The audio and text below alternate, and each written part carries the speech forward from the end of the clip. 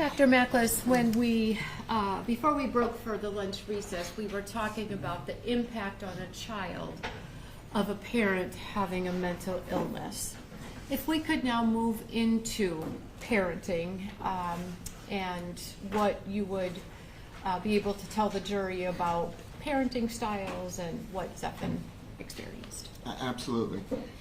So in the research, in the psychological literature, there are 4 different types of parenting.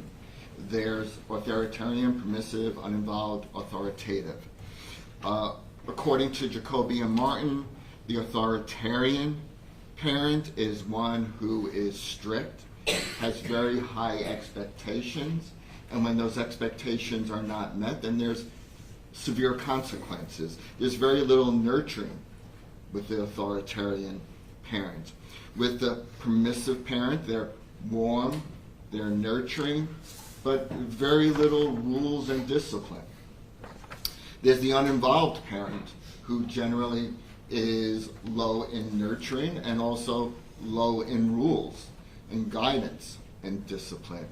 The authoritative is the balance, the parent with the balance, with the combination of nurturing as well as setting rules and guidelines for the child to live by. And how would you characterize Zephan's father, Josh's parenting style? Well, it's not just me who would characterize his parenting as authoritarian. Everybody I spoke to, all the records that I reviewed, were very, very consistent in describing Josh as an authoritarian type of parent. One who had high expectations, very controlling, low nurturing, and his discipline was by yelling and corporal punishment. And I just want to give a couple of examples that really exemplify his parenting style. There was an incident in which Zephan went to the roof of his father's house and was contemplating hanging himself, suicide. And I asked Josh about this incident, and what he told me was he saw through the bullshit, that he was just manipulating and taking advantage of the family, and he was attention getting. So clearly not an individual who was in touch with Zephan's feelings. I spoke to Zach, his brother, and his brother talked about his dad. He said if they had a problem, you wouldn't go to Dad. Dad wasn't one that handled problems. Also showing low nurturing. There was also a deposition that was done with a friend of Zephan's when he was in school, and she reported some things that Zephan told her when they were going to school together. And she said that Zephan told her that it was like having a cop constantly yelling at you right by your side, and that nothing was ever good for him. So these are classic characteristics of an authoritarian parent. Now, with the controlling aspect of this, if a person is controlling as a parent, might we see a controlling nature in other areas of that person's life as well? For example, trying to control a girlfriend. Yes, I mean, a personality characteristic that you see in parenting is often replicated in other relationships. Okay. And if you could tell the jury then what the consequences for the child would be for someone experiencing this type of parenting. So, for the child, the long-term effects can include depression, anxiety, low self-esteem, and increased aggression. And this theme of low self-esteem, you'll see, comes about related to many different parental types of behavior. That if a parent is the child's cheerleader, reinforcing, loving, encouragement, even when something goes wrong, to give them that encouragement, they're going to feel good about themselves. They're going to have high self-esteem.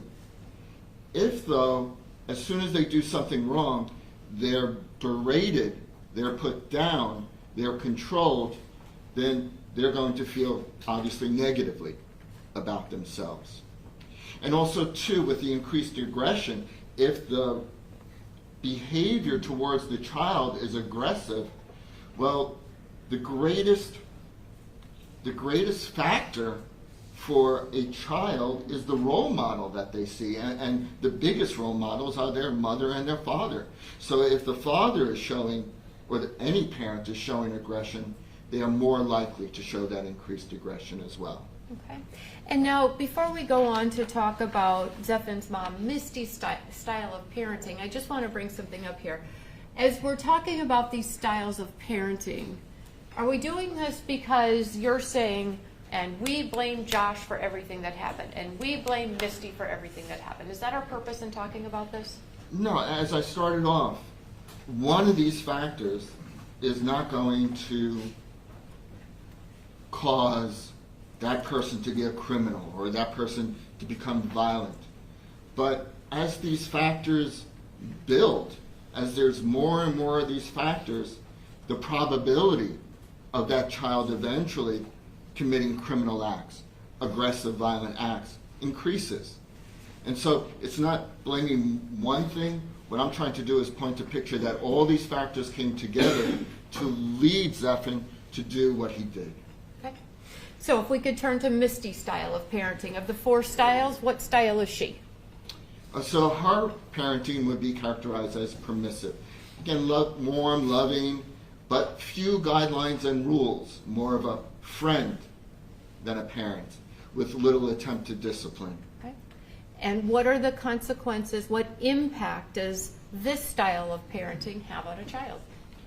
So there's lack of self-discipline, poor social skills, insecurity,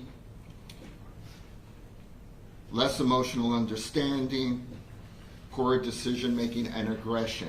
And so the reason that there's a greater probability of having these types of characteristics when you have a parent who is permissive is children, they need structure, they need guidelines in order to know how to move forward in the world. They don't have the intellect to be able to navigate how to deal with the world without the parent's guidance as a child. And so without that, they're lost. They'll have the poor social skills. They'll have less self-discipline. They'll also be more insecure. Although children may fight it sometimes when restrictions are put upon them, guidelines are put upon them, if they do not receive it, then they're also feeling insecure. They're actually underneath looking for somebody to tell them what to do, how to act, how to behave. They have a lesser understanding of how the world operates if they're always just let to do whatever they want to do. And that also causes them to have poor decision making and can result in aggression if they are always given what they want. And then all of a sudden they face the real world and they're not given everything that they want. Well, there's going to be a consequence. There's going to be an emotional consequence to that. Well, why am I not getting what I want from the outside world when I got it at home? So that can relate to feelings as well as behaviors of aggression. Okay. And so we've described Josh's style as the authoritarian and Misty's style as the permissive. And we know that Zephan is living between these two households with these 2 different styles throughout his childhood. What impact does that, these 2 different things coming together in one child, what impact does that have?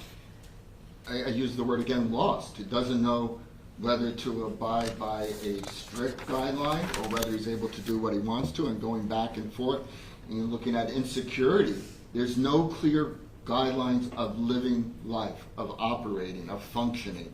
And so that creates not only the insecurity, but emotional problems like depression and anxiety not knowing how to navigate which household. And then do we see that lost sense, not knowing how to navigate, do we see that reflected in behavior? Absolutely. So you mentioned that this is not, your opinions here are based on records and interviews, not just based on what Josh said, not just based on what Misty or Zephan said. This is based on record evidence from the time that Zephan was a child, right? And also collateral interviews. All the people that I interviewed were very, very consistent in the parenting styles of both parents, not only Josh's, but also Misty's. Could we look to some of the records that talk about this? So there was a record in the Michiana Behavioral Health records that spoke directly to this issue of parenting. And it read, so just to let you know, what I do on many of these slides, I put the actual progress note there, and then I highlight the sentences that I then blow up, because obviously you can't read it. So what this highlighted section reads is, parents disclosed mother's disciplinary style is overly permissive until she becomes stressed and starts screaming. So that was Misty's parenting style. Father's parenting is excessively authoritarian, which he described as black and white. Which he described, meaning Josh himself described his parenting. He also described himself as being very strict. He had no qualms with that. Okay. And so this is February 25th of 2014. Zephan is 16 years old? 16 years old at the time? It's 15 or 16. Okay. Moving on to the next topic that you identified early on as a risk factor for Zephan. Can we talk about maltreatment and abuse? So another risk factor is maltreatment and abuse. And when we're talking about abuse, we're talking about the intentional infliction of physical injury or mental injury, it being intentional. Maltreatment can include neglect. And yes, that can include not providing food and shelter, but it can also include not getting the child the educational services or mental health services that they need to thrive in society. And can you provide us some examples? So some of the examples of some of the abuse and maltreatment that Zephan suffered was Josh yelling, smacking, pushing, hitting, punching, and choking Josh. Josh was also verbally abusive. He would call him lazy and worthless and wished he had never had Zephan. And so this would certainly be an issue of mental injury if the person who's supposed to give you this unconditional love is now saying these things about you. Because if the person who's supposed to give you the unconditional love is telling you these things, what does the rest of the outside world think of me? He was also verbally abused by Misty's live-in boyfriend, Bruce Bannister. Misty was in a relationship with Bruce Bannister, I believe, since Zephan was the age of 11. And that relationship was on and off, on and off, on and off. Okay. And you've seen in the records, interviews, things like that. There are some things, would you agree, that Josh did that might be considered, within the realm of acceptable punishment, spankings, things like that. Would you agree with that? Yes. Okay. But there were other things too? Yes. Okay. And do you have an example from a police report from when Zephan was 12 years old that you could talk about? There are several examples. This is one. This was from a police report from the Plymouth Police Department. And can you read this into the record for us? Sure. It says on January 6, 2010 at 18:12 hours, Missy Hendricks and Zephan Xaver went to the station to report that Zephan's father, Joshua Xaver, hit him in the arm. Zephan stated while he was at his father's girlfriend's house, he and his brother were alone and he punched his brother in the arm. When Joshua returned, the brother told on Zephan. Joshua told Zephan to go into the hallway and Joshua proceeded to punch Zephyr in the arm. Joshua admitted to punching Zephyr, however, he stated that it was not bad enough to leave a bruise. Joshua explained he hit Zephyr in the arm to demonstrate how his brother felt when Zephyr was hitting his arm. There was no further action taken. And so certainly this is an example of inappropriate discipline. Yes, it is not good that Zephyr hit his brother. And so time out, taking privileges away, but to display aggression in reaction to aggression only increases aggression. That the bottom line is that it's okay to hit. Very, very inappropriate in regards to any type of discipline, to the point of borderline, certainly maltreatment, if not abuse. And again, it's not your objective here today to say, Josh should have been arrested for child abuse. That's not what we're doing here today, right? You're describing these things that happened to say this is the impact it would have on Zephyr. Yeah, that's not even something I evaluated for, okay. But certainly these behaviors of Josh, again, certainly were adverse risk factors in what resulted in how Zephyr feels about himself and how he acted in the community. Now, is there another record that is important to this area, the maltreatment and abuse of Zephyr when he was 16 years old? So this was a record from the Indiana DCS, Department of Children's Services. They were called out in regards to an incident on this date, 3/8/2014. And some of the highlighted portions of this report include that Joshua told him, Zephyr, to get downstairs, or Joshua was going to bring Zephyr downstairs. Joshua jumped Zephyr and placed his hand around Zephyr's neck. Zephyr had scratches around his neck. Zephyr reported he was dragged and slapped down the steps, and the child has bruises on his arms.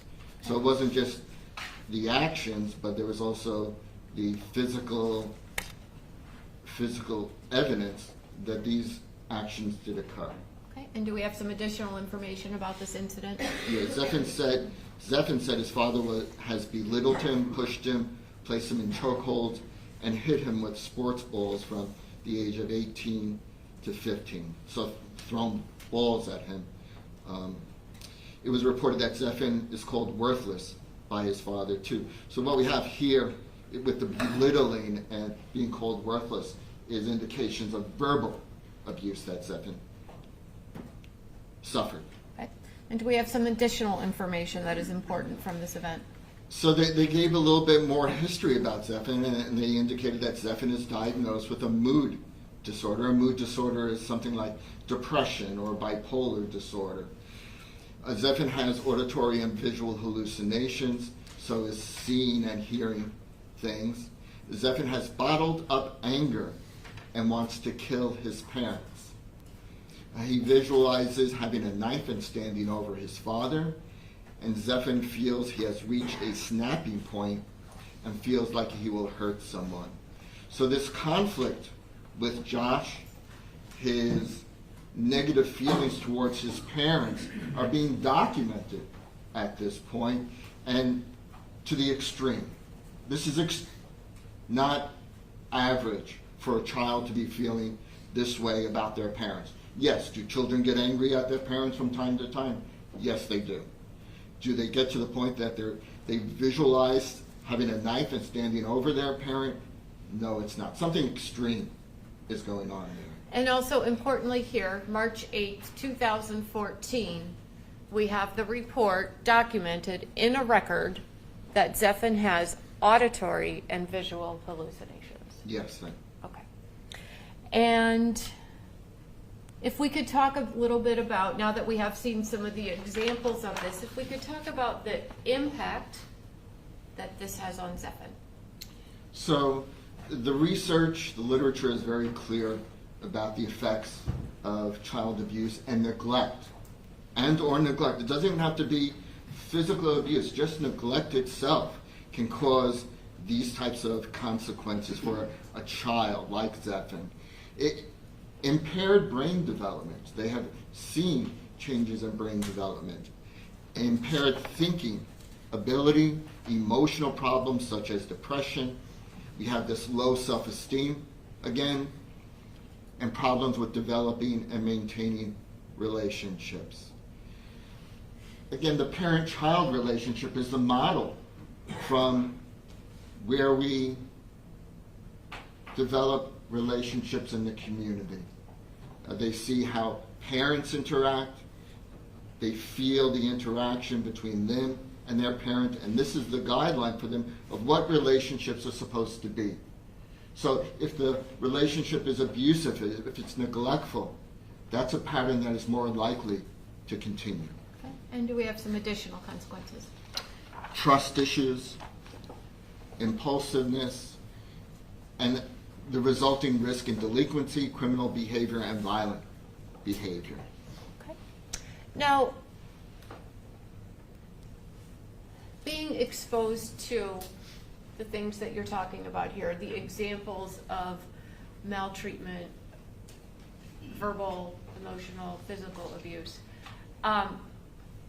these are developing in a child, am I correct? That how that child is going to go on to interact with the world.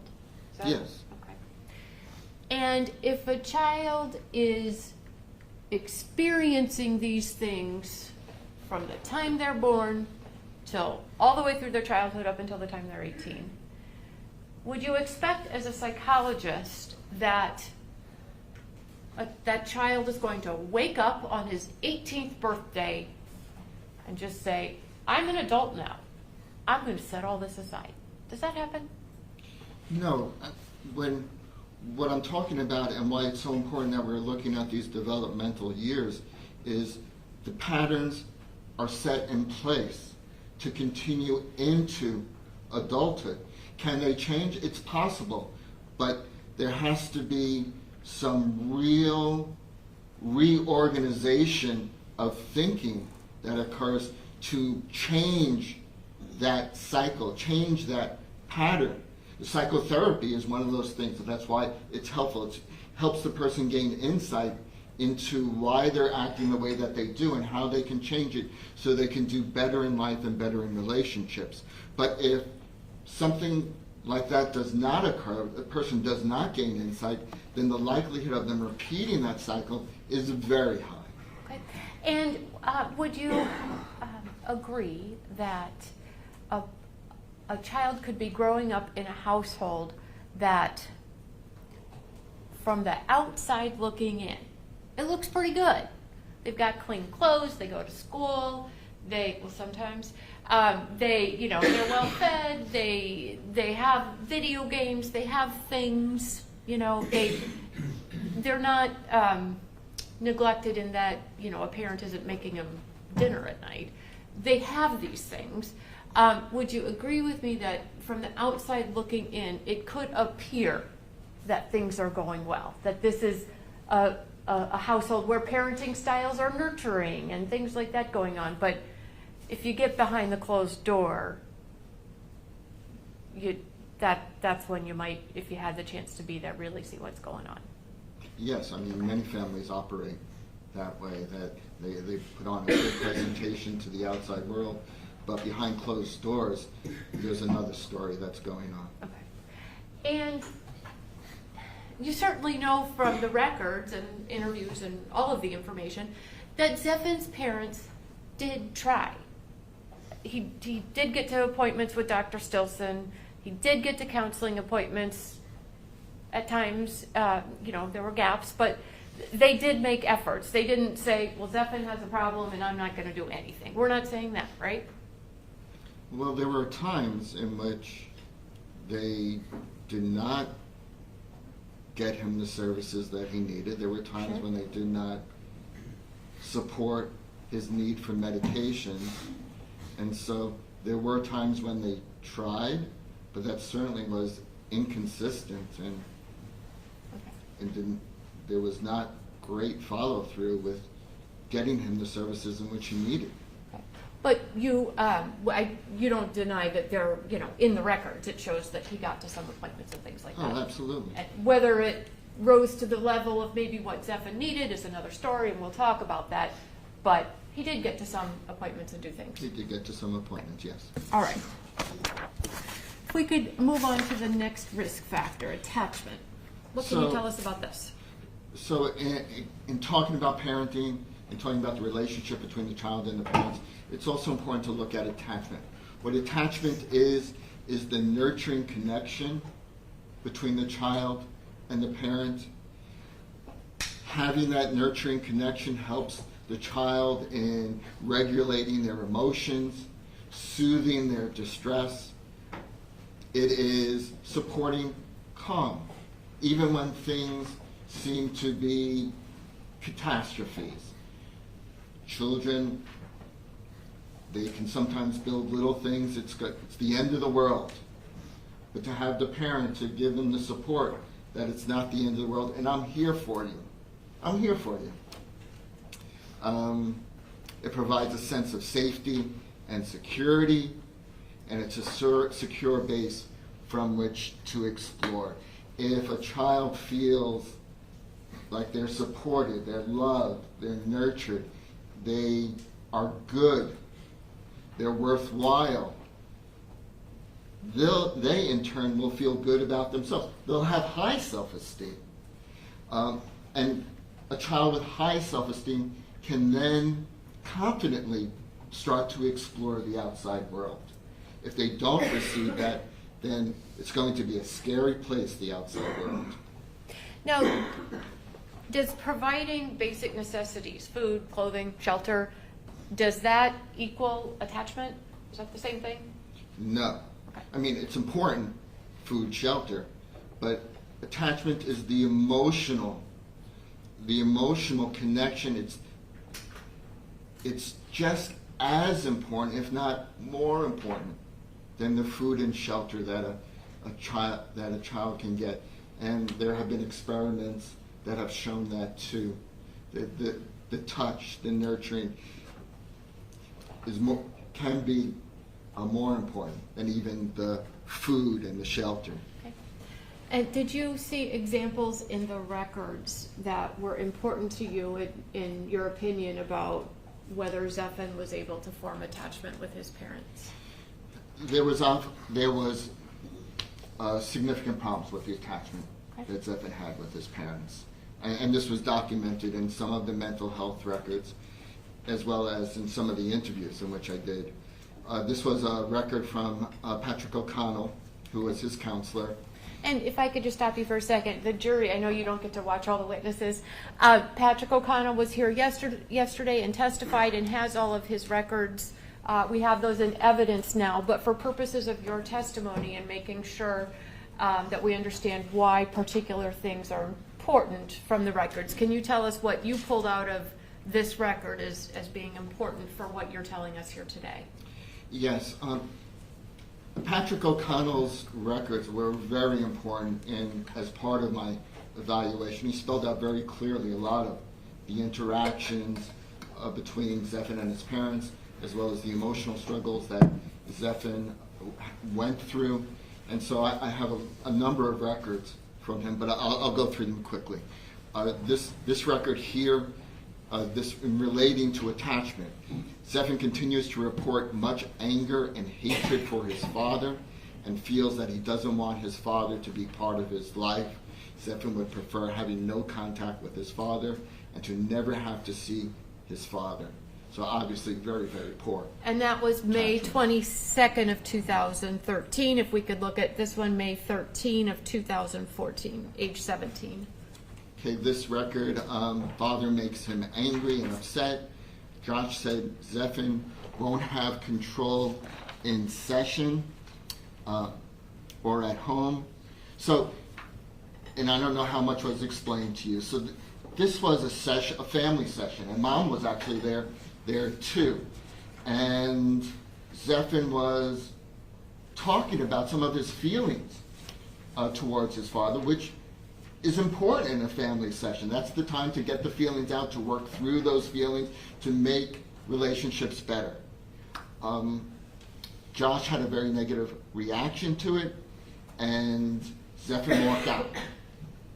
And Josh said to Mr. O'Connell, he's not going to have control of the session, and he's not going to have control at home. So he went after Zephyr.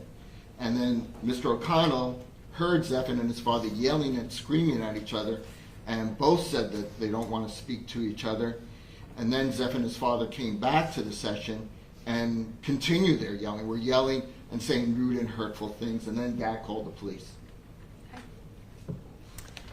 And then the next session, May 23rd, the next session after the police getting called from therapy, what did you learn? Yeah, so Mr. O'Connell's summary of that session that I just quoted was that regarding the last session, he said truthfully his father did say a great deal of hateful things to Zephyr, and Zephyr has reasons to be angry with his father. So here we have real documentation of the lack of relationship and certainly the lack of attachment between Zephyr and his father. But there were issues with the attachment between Zephyr and his mother, too. If I can go into that a little bit.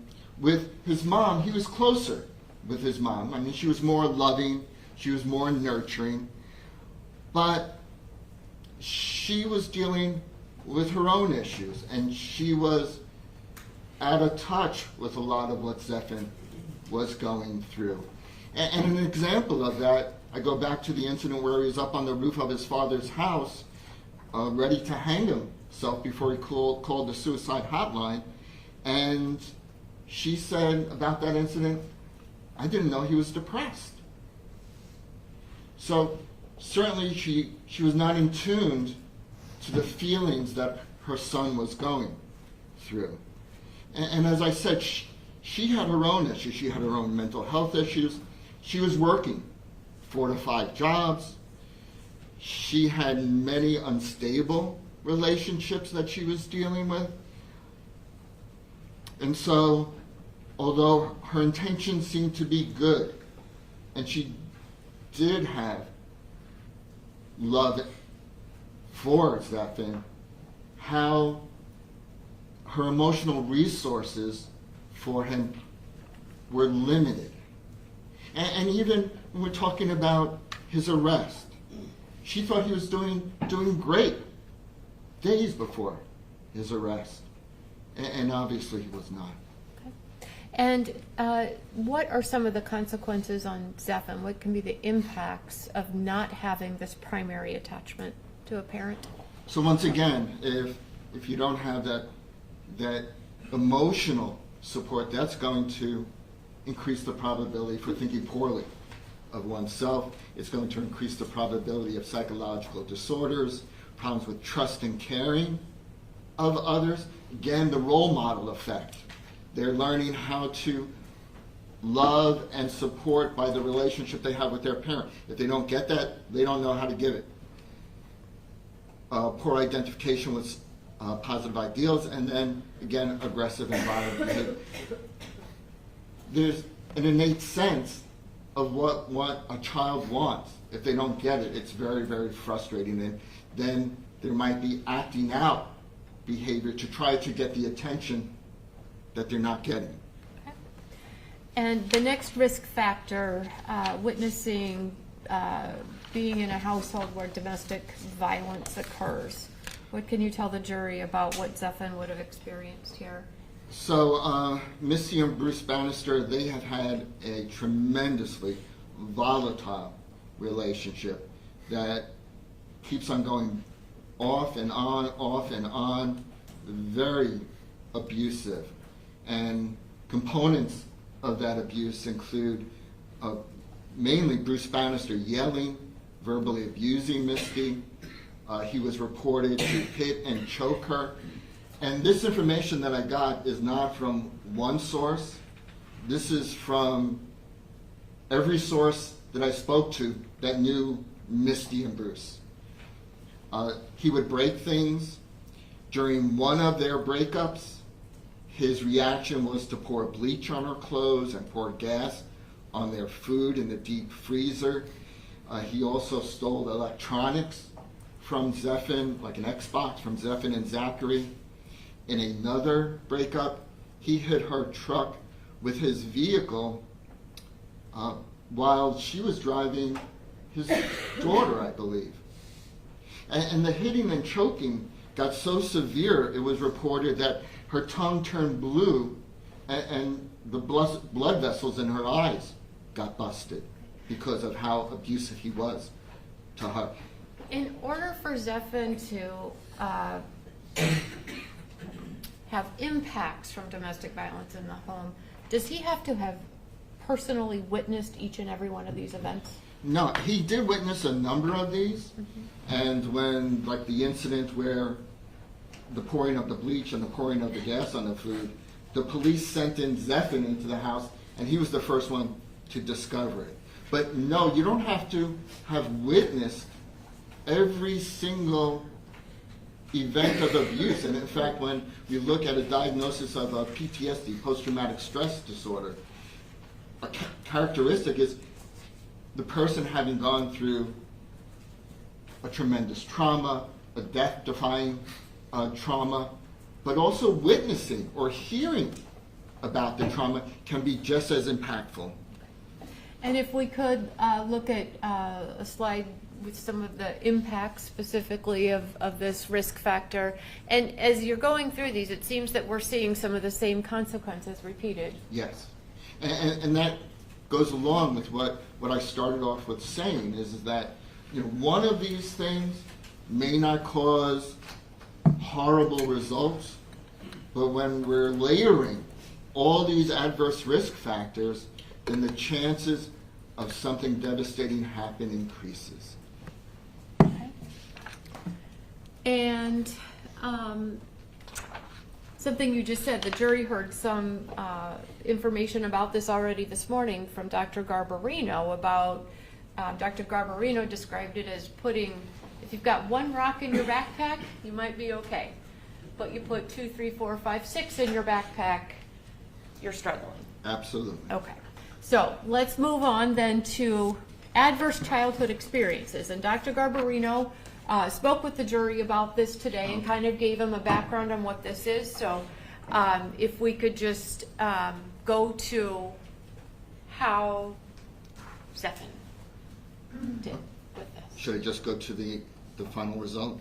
Well, we can go through his scores on each. Did he Okay. score on each of the questions? So I guess you've gone through, these are very famous studies about adverse childhood experiences, and the higher your number, the more likely you are to have health problems in later life, as well as what I'll show you is studies that there's an increased probability for criminality if you have high scores.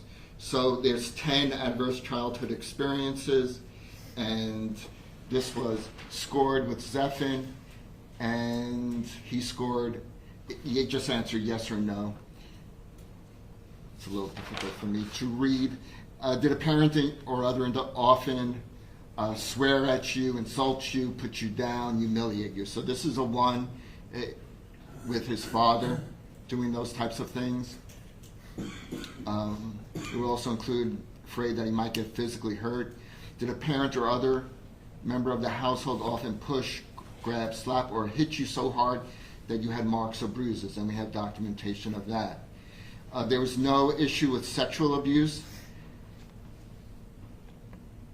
And number 4, did you often feel that your family didn't look out for each other, feel close to each other, or support each other, or no one in your family loved you or thought? I mean, he made comments like that in the records at times, that he felt all alone and nobody loved him. This score was 0 for substance abuse. No, that they were too drunk or high to take care of you or take you to a doctor if needed, or have dirty clothes. There was no issue with that. He did have shelter, he did have clothing, he had food. There's no question about that. Number 6, were they separated or divorced? Well, they separated when he was extremely. They were never married, and they separated very, very young. Mom, she was repeatedly hit or often pushed, grabbed, slapped, or had something thrown at her, and certainly with her relationship with Bruce, that is true. Did you live with anyone who was a problem drinker or alcoholic, or who used street drugs? Now, he's lived with Bruce Bannister. Bruce Bannister was known to abuse alcohol as well as marijuana. So that's a 1. Was the member of your family depressed or mentally ill? We went through that this morning. And Mom was, yes. And did a household member go to prison? No. So what's Zephin's score? Zephin's score is 7. So that's like 7 rocks in your backpack? 7 boulders. So do you have a slide that talks about... So most people have 1 or 2 of the ACEs, adverse childhood experiences. They did a study in Florida looking at juvenile offenders and compared them with the general population. And you can see the Kaiser Permanente insured is general population, whereas the orange is the juvenile offenders. So almost 35% of the general population have 0 ACEs. And then you add on 1 ACE, another 24 in the general population. So over half of the general population has 0 or 1. When you look at 4 or more, you can see for juvenile offenders, it skyrockets. And for the general population, only 16% have 4 or more ACEs. And what the records are also showing is the more ACEs you have, the more likely you are to be a juvenile offender. And this makes sense.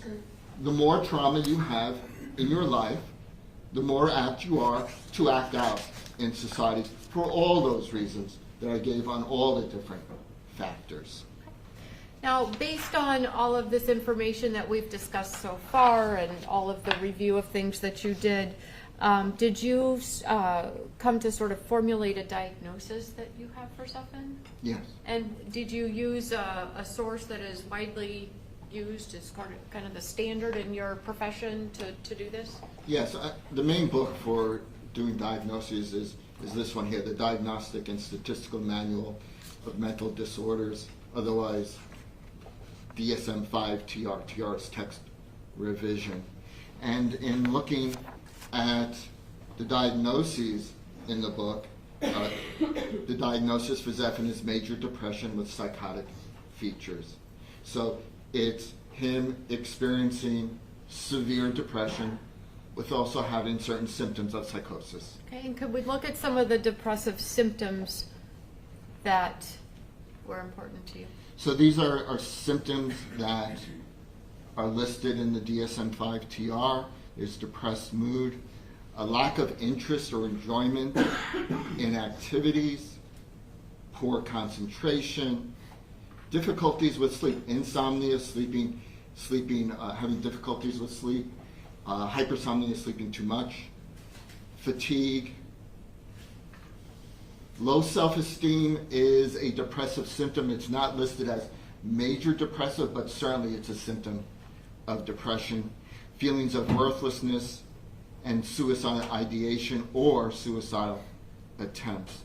And there are many contributing factors to Zephin's depression. If I can just go through them. One, his poor relationship with his father, his unstable relationship with his mother. Zephin, in all the records, not all the records, but most of the records, is described as awkward and shy. And because of this awkwardness and shyness, especially when he was in school, he was teased and bullied relating to these feelings of depression. He would talk about feeling like he didn't fit in anywhere.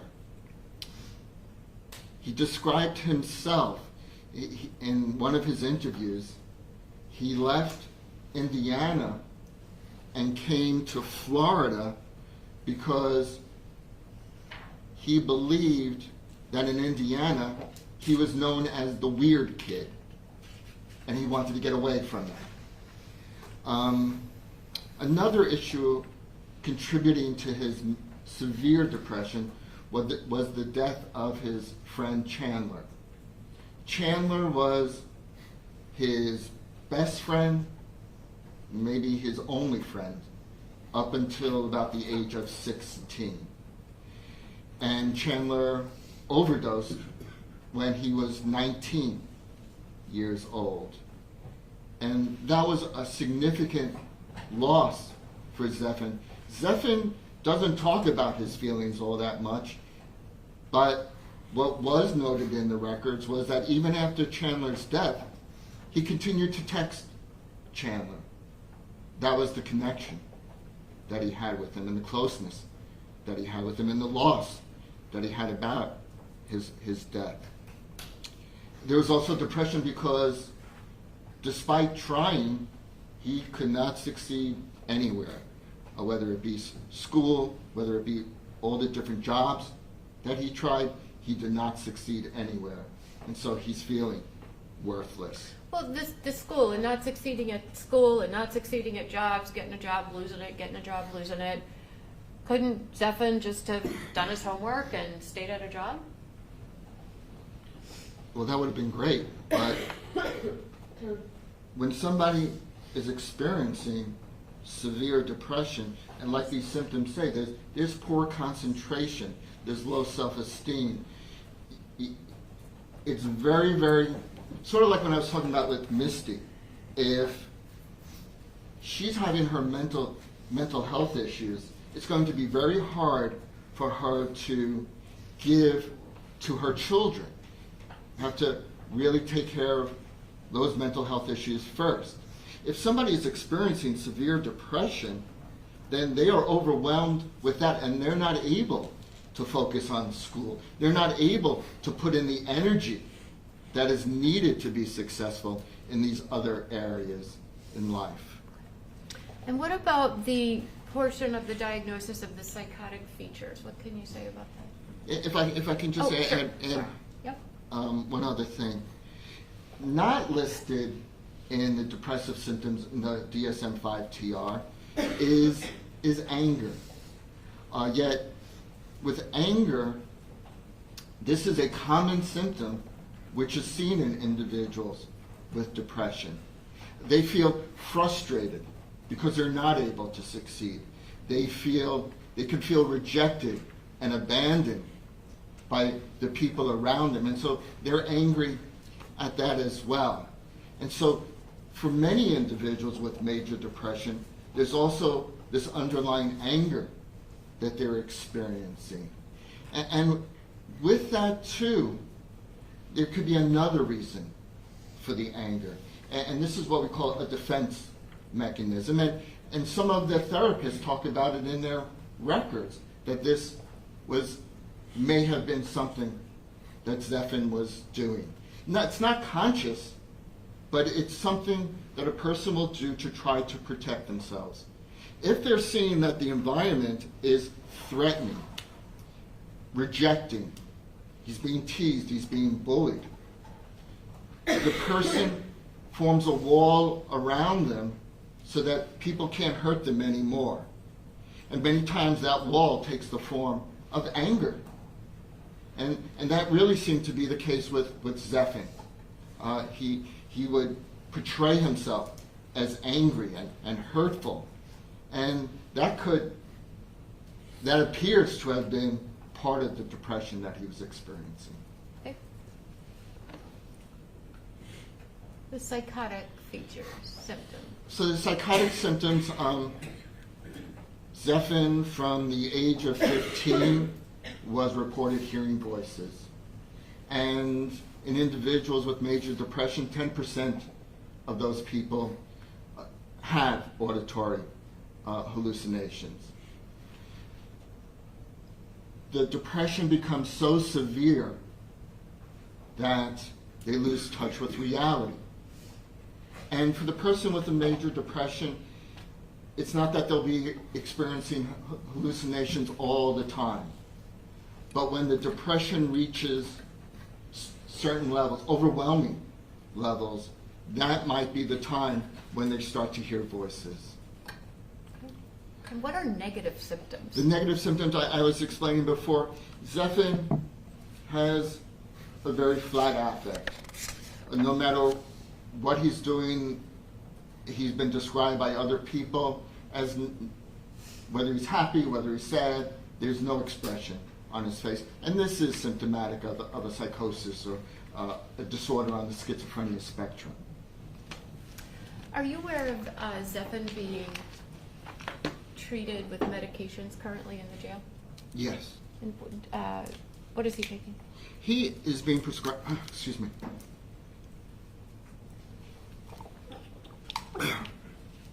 He's being prescribed Zyprexa, Prozac, and Cogentin. Zyprexa is an antipsychotic medication. Prozac is an antidepressant medication. And Cogentin helps with the side effects of the Zyprexa, the antipsychotic medication. Is an inmate in a Florida jail required to take medications like antipsychotics or antidepressants? No. So if Zephyr is taking, have you reviewed the records from the jail? Yes. And you know that Zephyr's taking them on a daily basis? Yes. And so is he voluntarily doing that for Yes. help? Okay. This diagnosis that you have, the depression with psychotic features, do you see that as a diagnosis that would have fit Zephyr throughout his early years, his teenage years? He seemed to have that disorder, that diagnosis at times. He certainly had the diagnosis of major depression throughout his childhood, teen years. There were times, though, it's very well documented that he was also reporting hearing voices. There are other times when he's not reporting hearing voices. So it depends upon the time. Okay. And is that the nature of mental illness? It's the nature of this diagnosis. Okay. And do you believe that on January 23rd, 2019, Zephyr was suffering from mental illness? Yes. All right. So is there some test results that you looked at that were important to you? Yes. And can you tell the jury about those? So Zephyr was given what we call the MMPI-3 in November of 2022. The MMPI-3 is a test that measures personality characteristics and psychopathology. It is one of two main tests that us forensic psychologists tend to give to defendants when looking at these areas, personality functioning and psychopathology. And are there certain results from this test that you think are important to tell the jury about so that they can help understand what this test was and its importance to your impressions and opinions about Zephyr? Yes, so this test, first of all, it's given to the person. It's 335 true-false questions, and they answer about various aspects of themselves and their personality. In this test is embedded what we call validity scales to make sure that the person is responding in an accurate manner about themselves. There's validity scales that look at over-reporting, like they are either exaggerating or fabricating psychopathology, or they are under-reporting. They're trying to make themselves look better than they really are. So the validity scales are a very important part of this test. If they're scoring that they're malingering, over-reporting, or under-reporting, then you don't even look at the results of the clinical scales. And this is built into the test. Built into the test. And is that what some of these numbers up here are? Yes. So the first three, and that main line is basically where most people fall, okay? And then the higher you get, the more significant that result is. So the first three looks at consistency of responses, and you can see that Zephin's responses were very consistent. They're right close to that line. That next scale is the F scale, and that's on the high side. What that scale measures is him responding he is responding infrequently. He has a high score compared to people in the general population when looking at symptoms of psychopathology. So he's endorsing more symptoms of psychopathology than most people, which it's not unexpected to have that result for Zephin given his severe psychopathology. What's more important is the next scale, the FP scale, which looks at his responses compared to a psychiatric population. Infrequent responses comparing his responses to other individuals with severe psychopathology. And as you can see, that's very close. It's non-significant when looking at the results of that. So based on those scales and based on them being built in to say whether or not the results are even valid and we should even bother looking at them, what does this tell you about whether the results are worth looking at? The results are valid, okay, according to these results. Okay, so the results are valid. So what do we look at next? Okay, well, actually, there's one other scale I want to point out. Okay. And that is, if you can see the second high, yeah, that one. That's the RBS scale. And although it's higher than the mean, it's not to the point where there's evidence of over-reporting of memory problems. So what this test also looks at is whether somebody is portraying themselves as having physiological complaints which are unusual even for people with physiological problems. And in that scale, it's indicating he's not over-reporting memory problems too. Okay. So this graph looks at some of his results on the clinical scale, and I'm just going to go through this quickly with you, and I'm going to hit the elevations, the over 65. When we're looking at over 65, that top line, there you go. If you're above that line, then that's only 16% of the population score that line or higher. Okay, so that's significant. On the first scale, that indicates that he has emotional distress. Next is disordered thinking. The RC1. RC1? Here. Yep. Okay. Oh, no, I'm sorry, RCD. Yes. RCD. That's unhappiness and depression. Then RC2 is lack of positive emotions, being introverted. Next one is, you can just go down the line. He's been involved with the criminal justice system.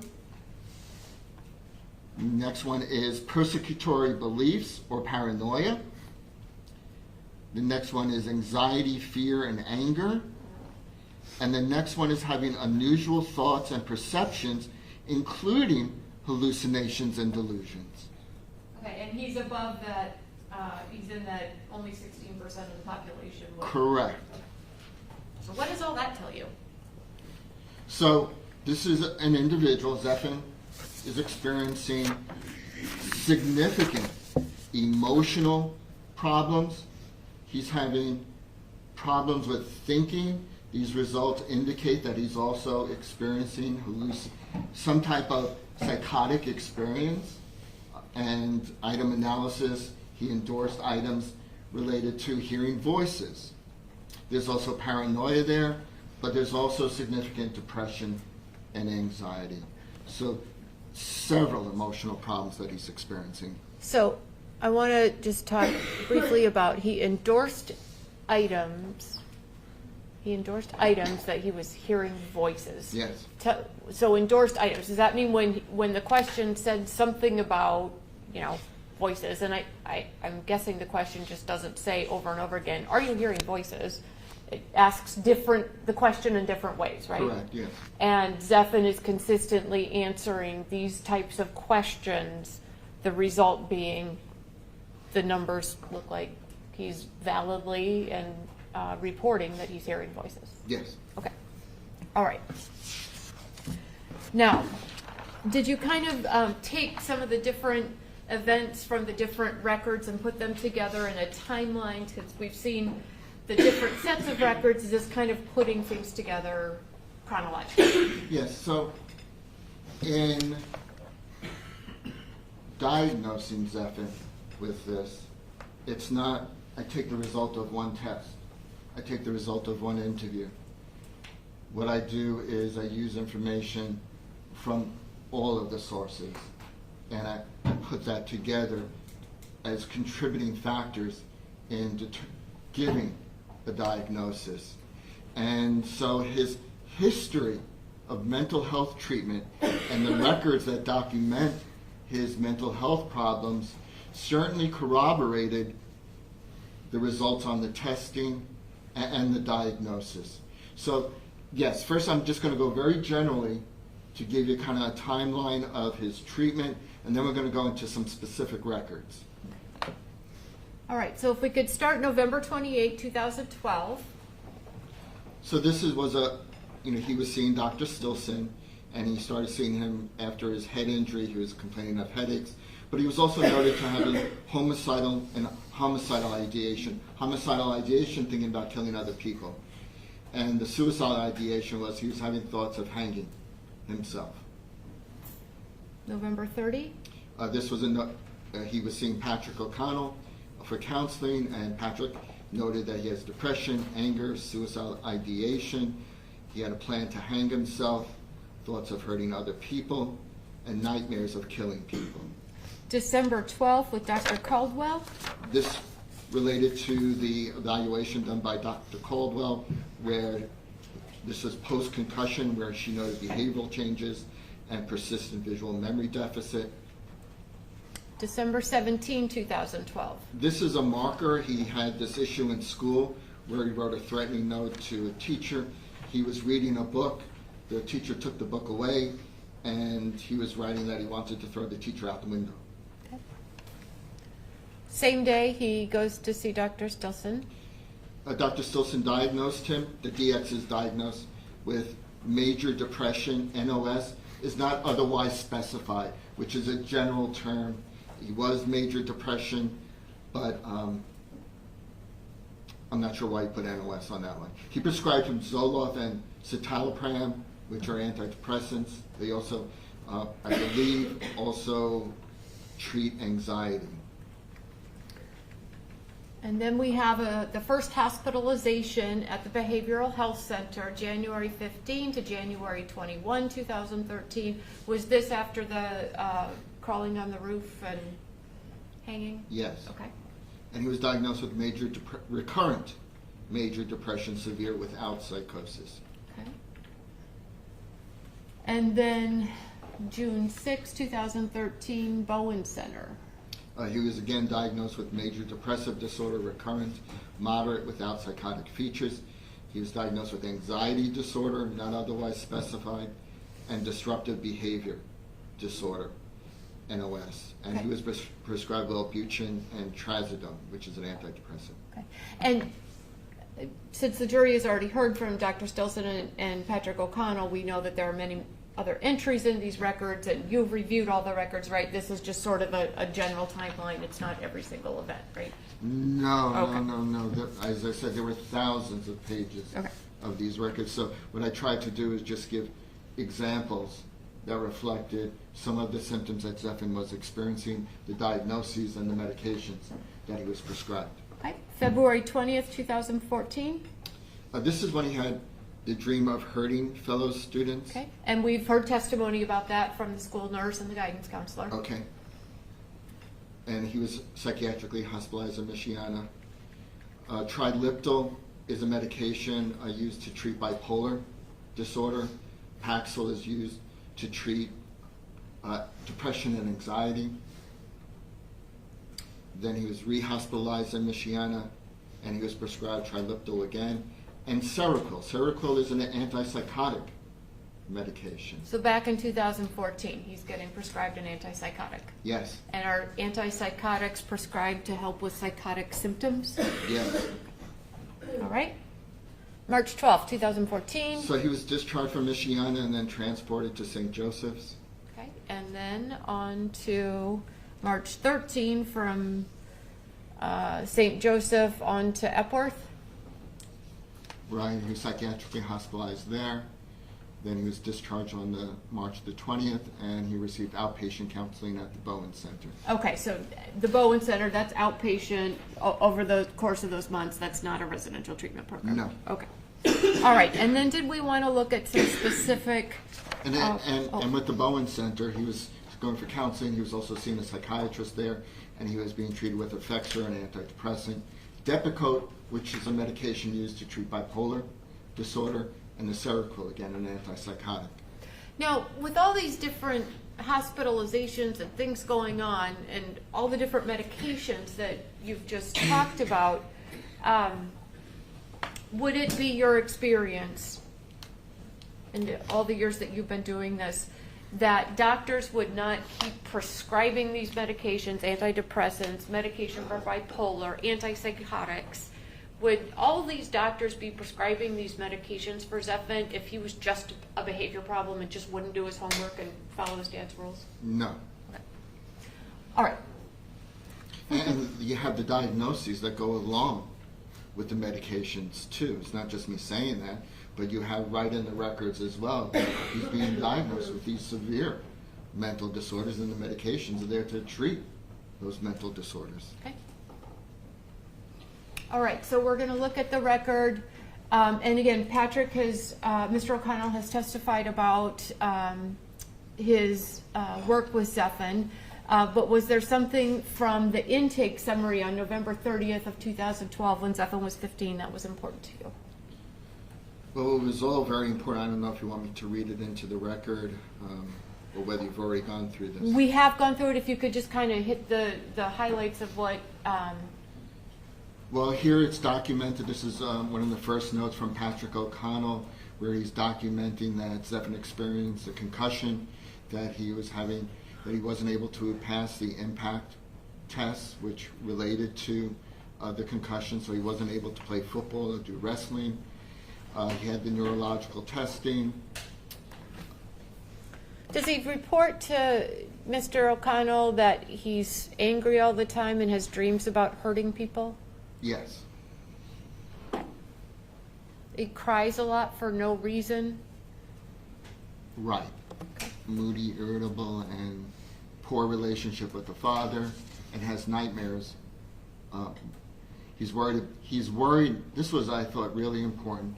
He is worried about his memory and is scared of his nightmares where he is killing people. I think in some of the a few of the notes that I read was indicated, I think it was like Dr. Raster said, that he enjoys hurting people, I believe, where this note is very clear. He's scared of these thoughts that he's having. He's scared of these dreams in which he's having. This is not something he's getting enjoyment from. So not only is he having the dreams, but he's telling his counselor about it, and he's telling his counselor he's scared of it. Absolutely. Okay. From that same date in the intake with Patrick, we learned that Patrick gives him the diagnosis of major depressive disorder, moderate recurrent. What else did you? That was a main part of this highlight. I think you've Okay. gone through most of the other parts. Okay. But at this age 15, he's being diagnosed with the major depression disorder, moderate current, which was at this time, it was before, and certainly it was after too. Okay. And here's where we go into just some quotes that I'll read if that's okay. Yes, please. December Zachary, 6, 2012 with Patrick. still age 15, presents as very depressed, suicidal, homicidal, lonely, hopeless, worthless. Those are his feelings. He's very scared of his thoughts and scared that he will end up hurting someone. So again, it's not that he's taking enjoyment in these thoughts. He's scared of them. And in fact, the bottom quote, he's scared that he's going crazy and that his thoughts will overtake his behavior and emotions. Okay.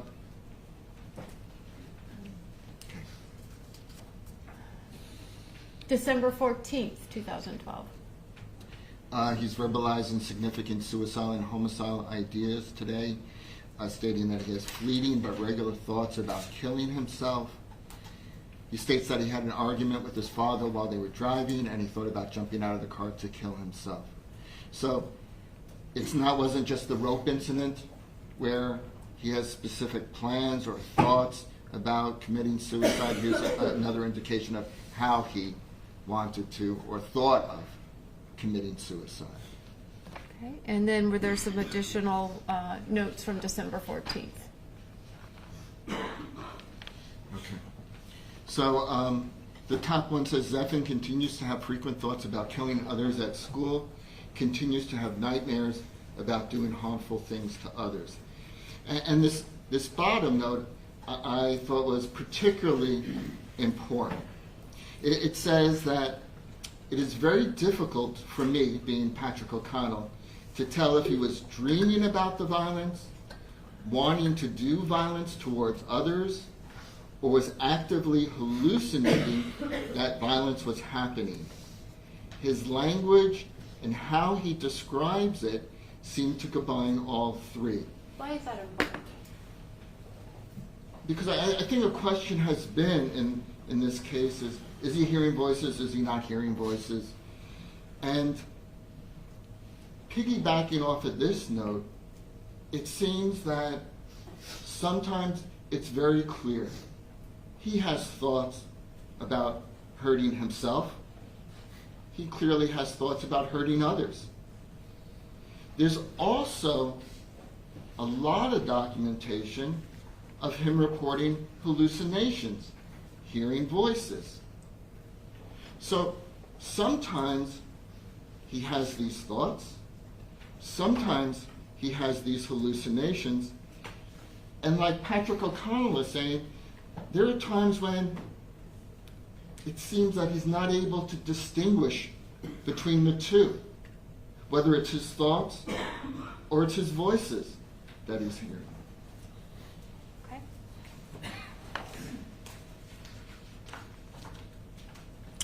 Does the fact that Zephin is not able to distinguish between thoughts and voices and at 15 years old and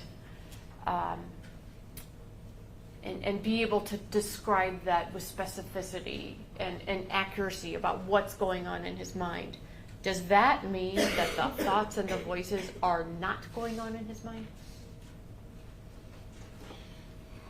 Does it mean that he doesn't know how to express it? There are times in which it seems clear he's hearing voices, and the reason why I say that is because there's times that he reports auditory hallucinations, voices, when there's what we call no secondary gain. He's getting no benefit from reporting hearing voices. And an example of that is there were times when he just reported hearing voices calling his name. It wasn't suicide, it wasn't homicide, it was just calling his name. That's pretty typical for an individual who's experiencing auditory hallucinations. Also, too, it's not unusual for somebody who's severely depressed to hear voices to kill yourself, or somebody who's extremely angry to hear voices to kill others. To be able to distinguish out what he can't distinguish, that's extremely difficult to do. In either case, he's having suicidal ideas, he's having homicidal ideas, he's depressed, he's overwhelmed, he's not able to function. Okay. And so you talked about he's reported hearing voices, like voices calling his name, when he doesn't have a secondary gain. That means what? He's not getting any benefit from it, right? Correct, yes. Okay, so somebody might say to you, well, Zephan calls 911. You've listened to the 911. Zephan calls 911 after he shoots 5 people and says, the voices made me do it. I hear voices, the voices, the voices. Saying at that point, there's voices. One, I'm sure will argue that there is a secondary gain from that. He's trying to get out of what he just did. Even though he just called 911 and said, come and get me, I just did it, or I'm going to shoot myself, right? So, does the fact that we have these documents going back 10, 11 years, where Zephan is reporting voices, does that lend credibility to the fact that Zephan is in fact experiencing something going on in his head, thoughts, voices, whatever word it is that he's going to use to describe them? Does it? Certainly. Having the history of having this type of symptom lends a great deal of credibility to experiencing it later on. Also to the psychological testing where he's reporting these hallucinations and those results being valid also lends to credibility. Do you think, and I don't mean to say something not nice about Zephan, but do you think Zephan was smart enough at 15 years old, planful enough at 15 years old to say, I better start reporting voices now, because in 2019 when I walk in a bank, I need to have that history so that when I say voices, they might believe me. Do you think Zephan was able to do that? I think you're asking me a rhetorical question. I mean, obviously not. Okay.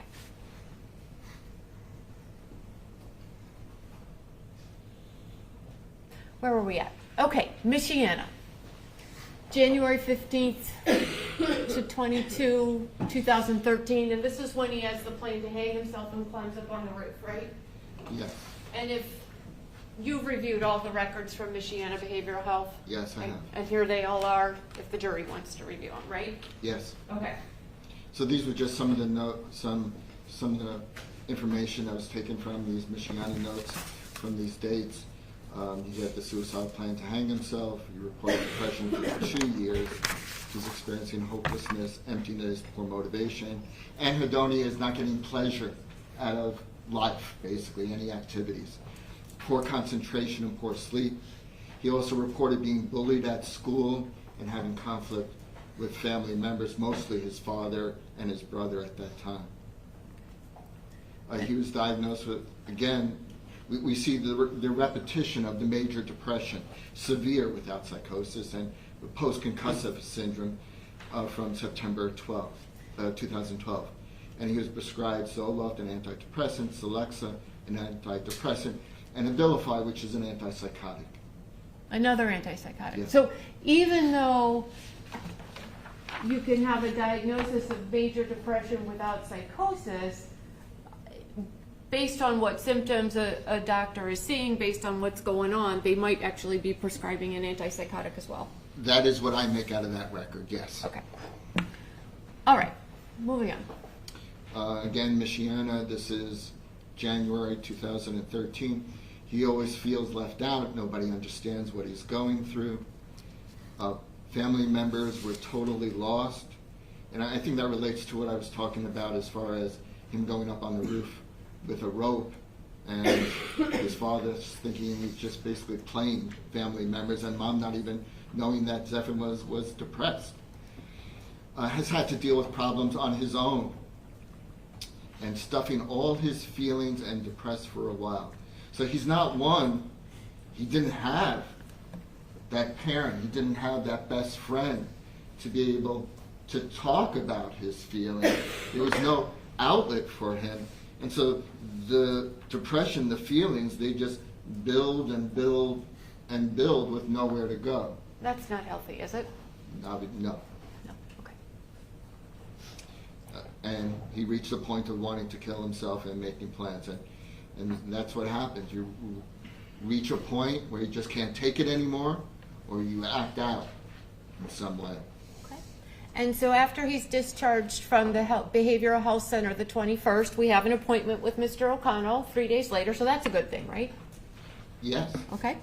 And we talked with Mr. O'Connell yesterday about that session and what they talked about there, and you found that significant as well and important? Yes. Okay.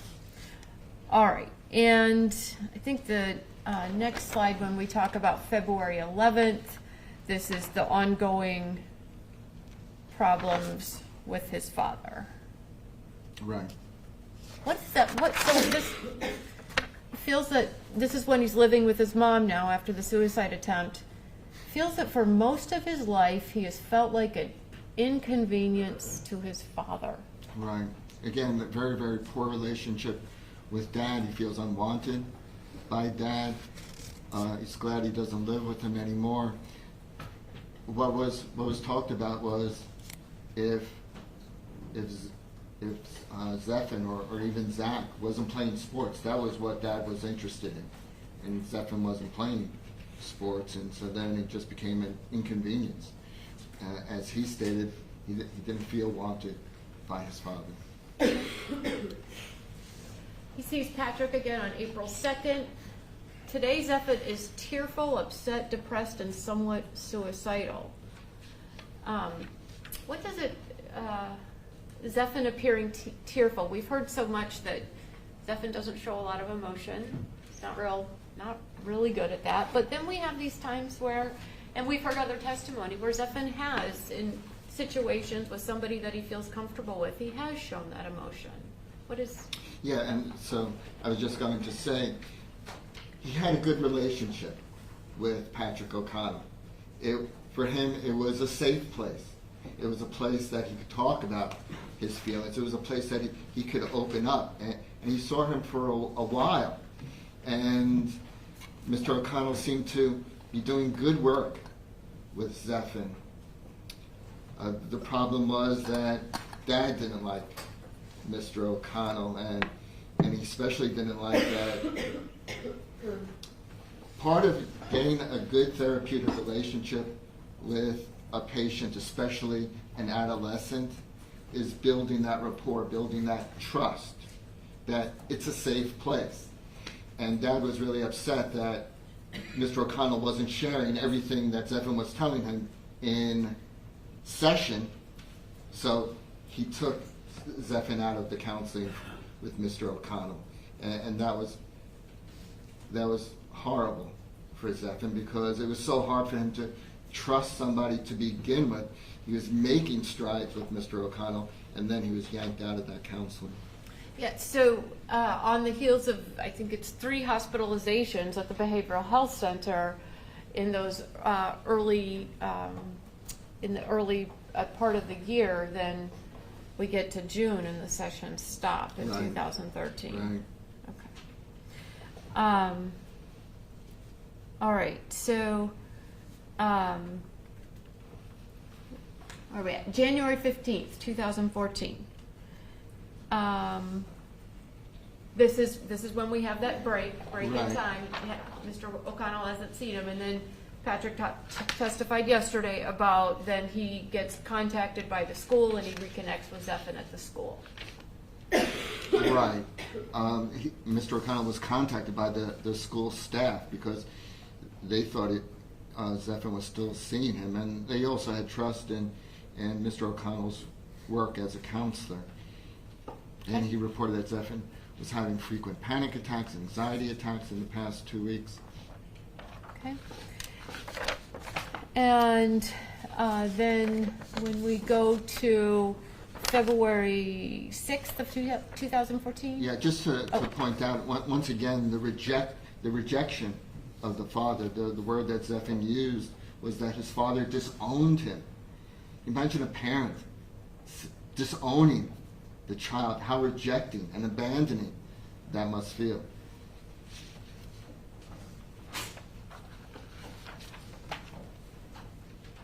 So in school, he was going to the nurse's office pretty much on a daily basis with anxiety, with panic attacks, and these were some of the symptoms of the panic attacks that he was experiencing, that he was going to the nurse's office about.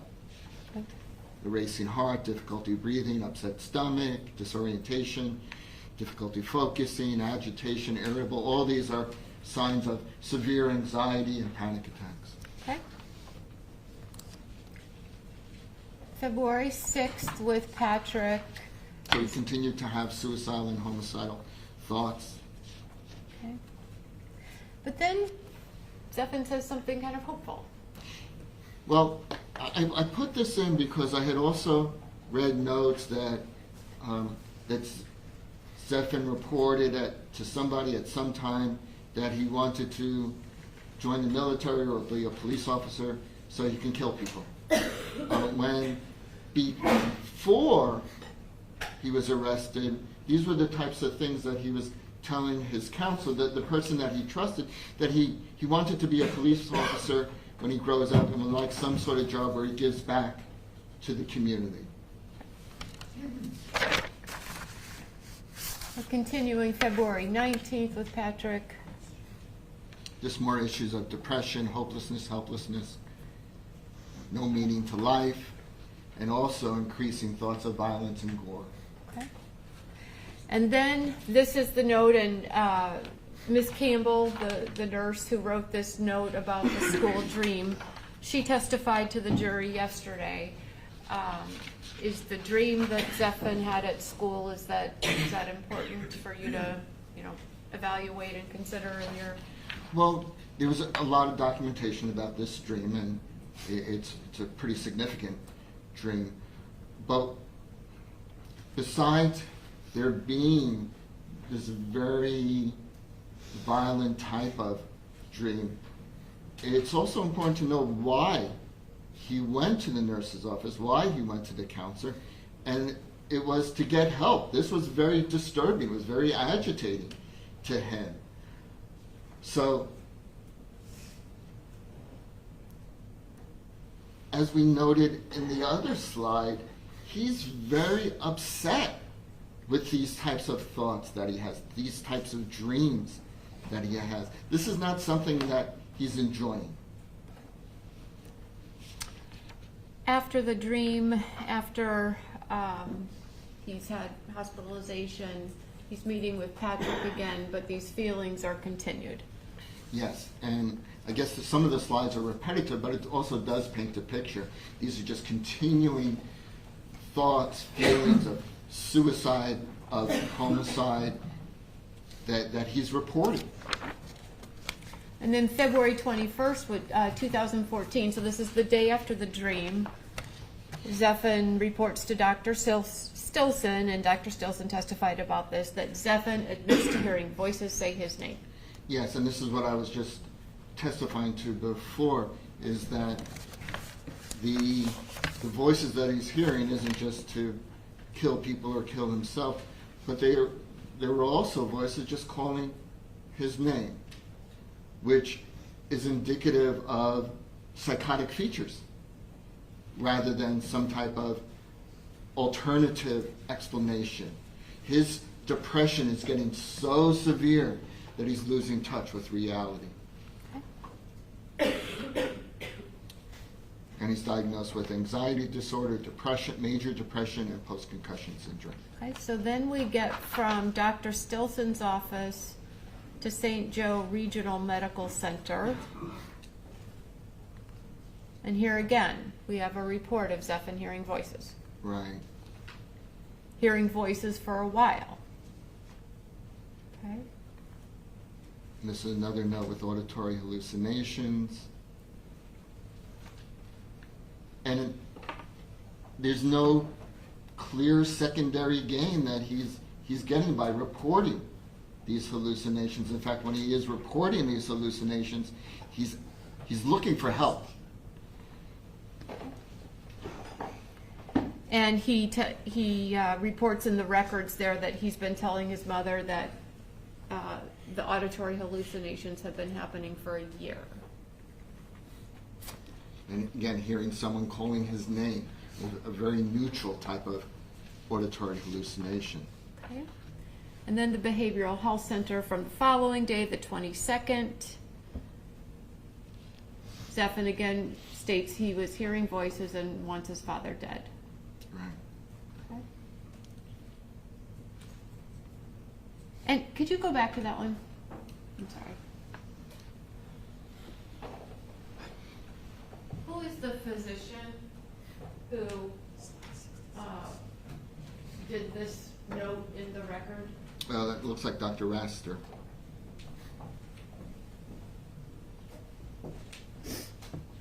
Okay. March 8th at the Behavioral Health Center. What do we know here? So more of constant thoughts of killing. His anger is pushed to the limit. And what I saw important in this note was the anger being associated with his relationships with his mother and father. Okay. So Zephyr is continuing to tell people, I have these thoughts. I think about killing people constantly. Yes. Continued He from... talks about the abuse of his father. Can you go back to that one? I'm sorry. Zephyr reports at the Behavioral Health Center on March 8th being emotionally, verbally, and physically abused by his father since the age of 8. Correct. Okay. This note, he reports hearing voices telling him to kill people and go home and kill people. And this, I thought, was very indicative of where his emotional state is at. That I've just bottled up every emotion I have in a jar, and it's overflowing. He had no release for his feelings. Okay. And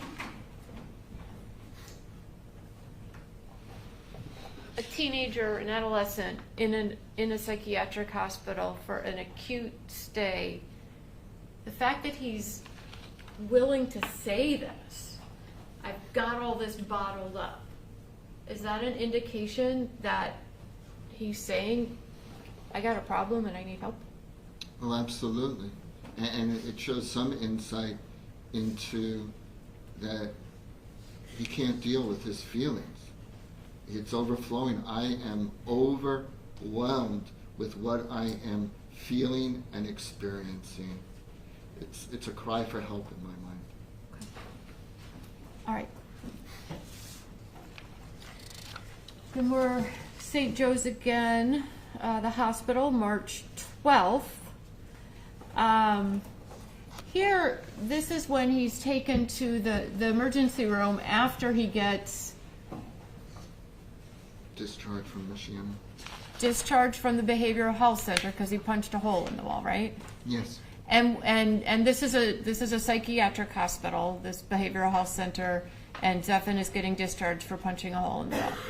Yes, and in fact, I believe his case manager wanted him to stay in Michiana, but Michiana wanted to discharge him. Okay. Does that mean that Zephyr was fixed and he should be discharged? Obviously, absolutely not. Okay. Absolutely not, and that's why I can't speak to what the intentions were of Michiana, but Zephyr was continuing to have severe problems, and they just said, you need to go somewhere else. And so they sent him to St. Joe's regular hospital, and they sent him to another psychiatric hospital because all these other professionals were clear this adolescent needed inpatient help wasn't going to be something that was going to be dealt with on an outpatient basis. He needed intensive residential treatment. Okay, and there was one of the other stays that he had at one of the acute, we heard the testimony, it was usually like 72 hours to 7 days or something like that. At one of the other acute stays, Zephan got kicked out, discharged again, because he punched another kid. You've seen that in the record, Yes. You know about that. And again, does the fact that that event happened and Zephan got discharged, does that mean that Zephan was fixed and didn't have any more problems and that's why he was getting sent out of that hospital? No, it was indicative that he doesn't know how to deal with his feelings. It was in reaction to another child who was teasing him and calling him a pedophile. And was his reaction appropriate? Absolutely not. But that's what you go to a psychiatric hospital for, to learn how to deal with your feelings in a better way.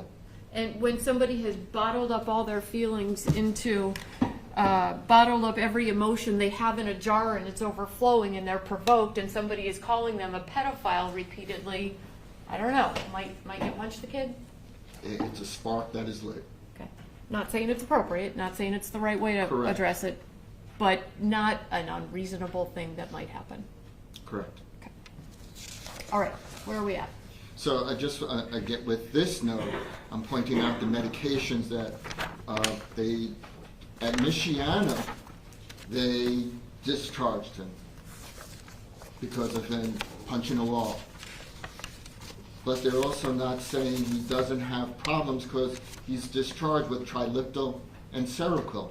Triliptal is a medication that is used to treat bipolar disorder. Seroquel is a medication that is used to treat it's an antipsychotic that treats psychotic disorders. Then he goes to Memorial Epworth. And some of the notes just emotionally abused, depressed, suicidal, homicidal. And they also note that he's hearing voices telling him to kill people. Okay. Significant major depressive disorder with anger, homicidal threats. And they were trying to do counseling with Zephan and pointed out that the homicidal threats could represent an internal anger towards his parents. So he's taking the anger from his parents and displacing it or putting it on other people. Okay. And Epworth continued on the 20th. This was a little different. So it says, Zephan reported auditory hallucinations of hearing 3 small boys. Stated, I think I mentally created them because they have features of me and my girlfriend, but I can hear them, see them, and touch them. So that's not usually the way that hallucinations work. But sometimes there's outliers of how hallucinations are. But this could have also been an example of not being able to distinguish between what he's thinking and imagining, what he's perceiving as voices, not being able to make that distinction. March 27th. So now he's seeing the psychiatrist on an outpatient basis, March 27th at the Bowen Center. And does he talk again about hallucinations? Yes. And- Command hallucination, tells him to kill people. And how long has that been happening? He says 3 years. Okay, so if that's been happening for 3 years, that's taking us back to 2011, right? Yes. When Zephan is 14. oh, At the Bowen Center, he's diagnosed with major depressive disorder, recurrent severe anxiety disorder, disruptive behavior disorder, ruled out bipolar disorder. So they're thinking it might be bipolar disorder, but they're not sure, as well as conduct disorder. okay. So the conduct disorder, the fact that they indicate the conduct disorder, is that sort of a behavioral related diagnosis that exists? It's a behavioral disorder. In looking at the criteria of conduct disorder, Zephan does not meet the criteria. I mean, sometimes people are misdiagnosed. He does not meet that criteria, but the diagnosis is there. It is a behavioral disorder. But in looking at behavioral disorders, it's important to point out that almost all behavioral disorders have an emotional connection. The child is acting out in some way because of some type of depression, anxiety, problem at home, problem with parents, problem with the environment. That it's not where just a kid decides they're going to act out, and that's who they are and what they are. There's a reason behind it. But Zephyr does not even meet the criteria for conduct disorder. Well, even if he did, let's say that we agree that this doctor at the psychiatrist who did this diagnosis in March of 2014 at the Bowen Center, let's say this doctor is right. This doctor didn't just say, though, he has a disruptive behavior disorder and conduct disorder. This doctor also said major depressive disorder, Yes. and anxiety disorder. Yes. So it's not just a behavior problem, right? Right. Even if we accept that that's correct. Correct. And that's the way that you usually see it. If there is a conduct disorder or other type of behavioral disorder, there's going to be other emotional type of disorders connected with it. I think the medications, too, that they prescribed are really important to look at. Seroquel is an antipsychotic. Depakote is a medication used to treat bipolar disorder. Effexor is an antidepressant. If somebody is just a behavior problem, just has a disruptive behavior disorder or a conduct disorder, that's all they had, are they going to get Seroquel, Depakote, and Effexor? That's not what the medications are for. All right. So then, does that kind of take us to the end of records? We're looking at military records now. Is this when Zephyr enlists in the Army? Yes, so he dropped out of treatment, or his parents stopped taking him to treatment. And the next significant record that there was the military records. He joined the services. He had a desire, he liked the structure, the guidance. He reported liking the structure and guidance of the military, and so he went to boot camp. Okay. So just to be clear, though, when we left off with that last record, the fact that Zephyr stopped seeing Dr. Stilson, stopped seeing Mr. O'Connell, stopped going to the Bowen Center, stopped getting admitted to the Behavioral Health Center, does that mean that the depression, the anxiety, all went away? Does that mean that he no longer needed any of the antipsychotics or the antidepressants or anything like that? There's no documentation for it, but that would be pretty amazing if all these disorders just vanished. Okay. Is a more likely explanation for it that Zephyr just kind of fell off the grid, as we heard Dr. Stilson and Patrick O'Connell have a discussion about yesterday? Absolutely. Okay.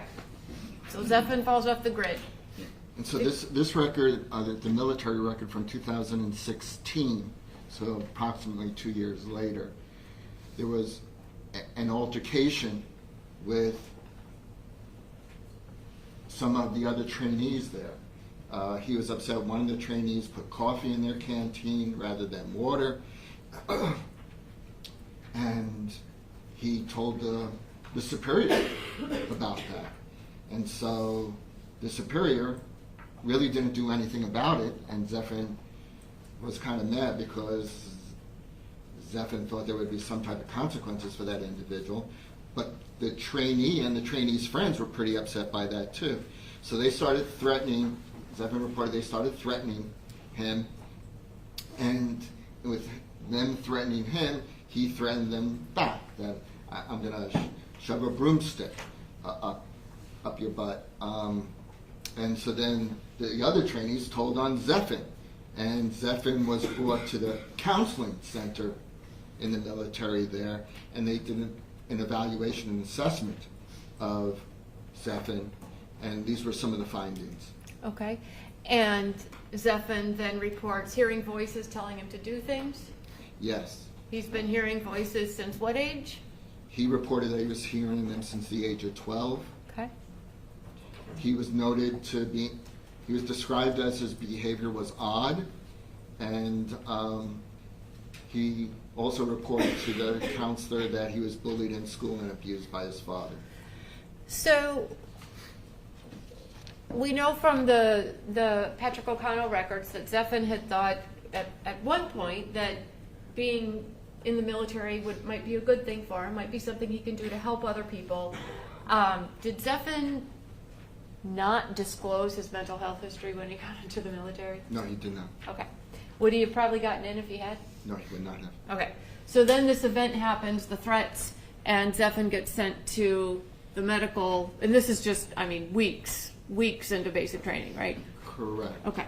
And then it all comes out. He discloses everything. Yes. Okay. And what happens? Does Zephan get to stay in the military? He was discharged. Okay.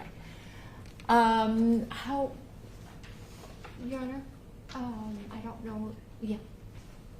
Comfort break, please. So it is. Take a little what? All rise, please.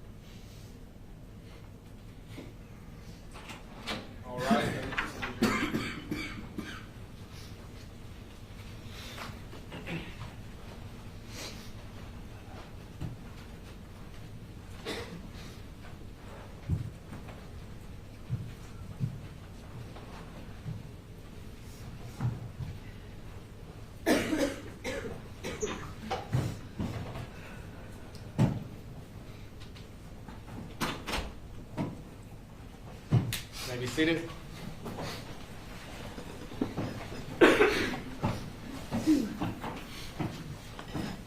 Dr. Macklis, before we go back into the presentation here, I have my colleagues brought to my attention that you've used a word a few times, psychopathology.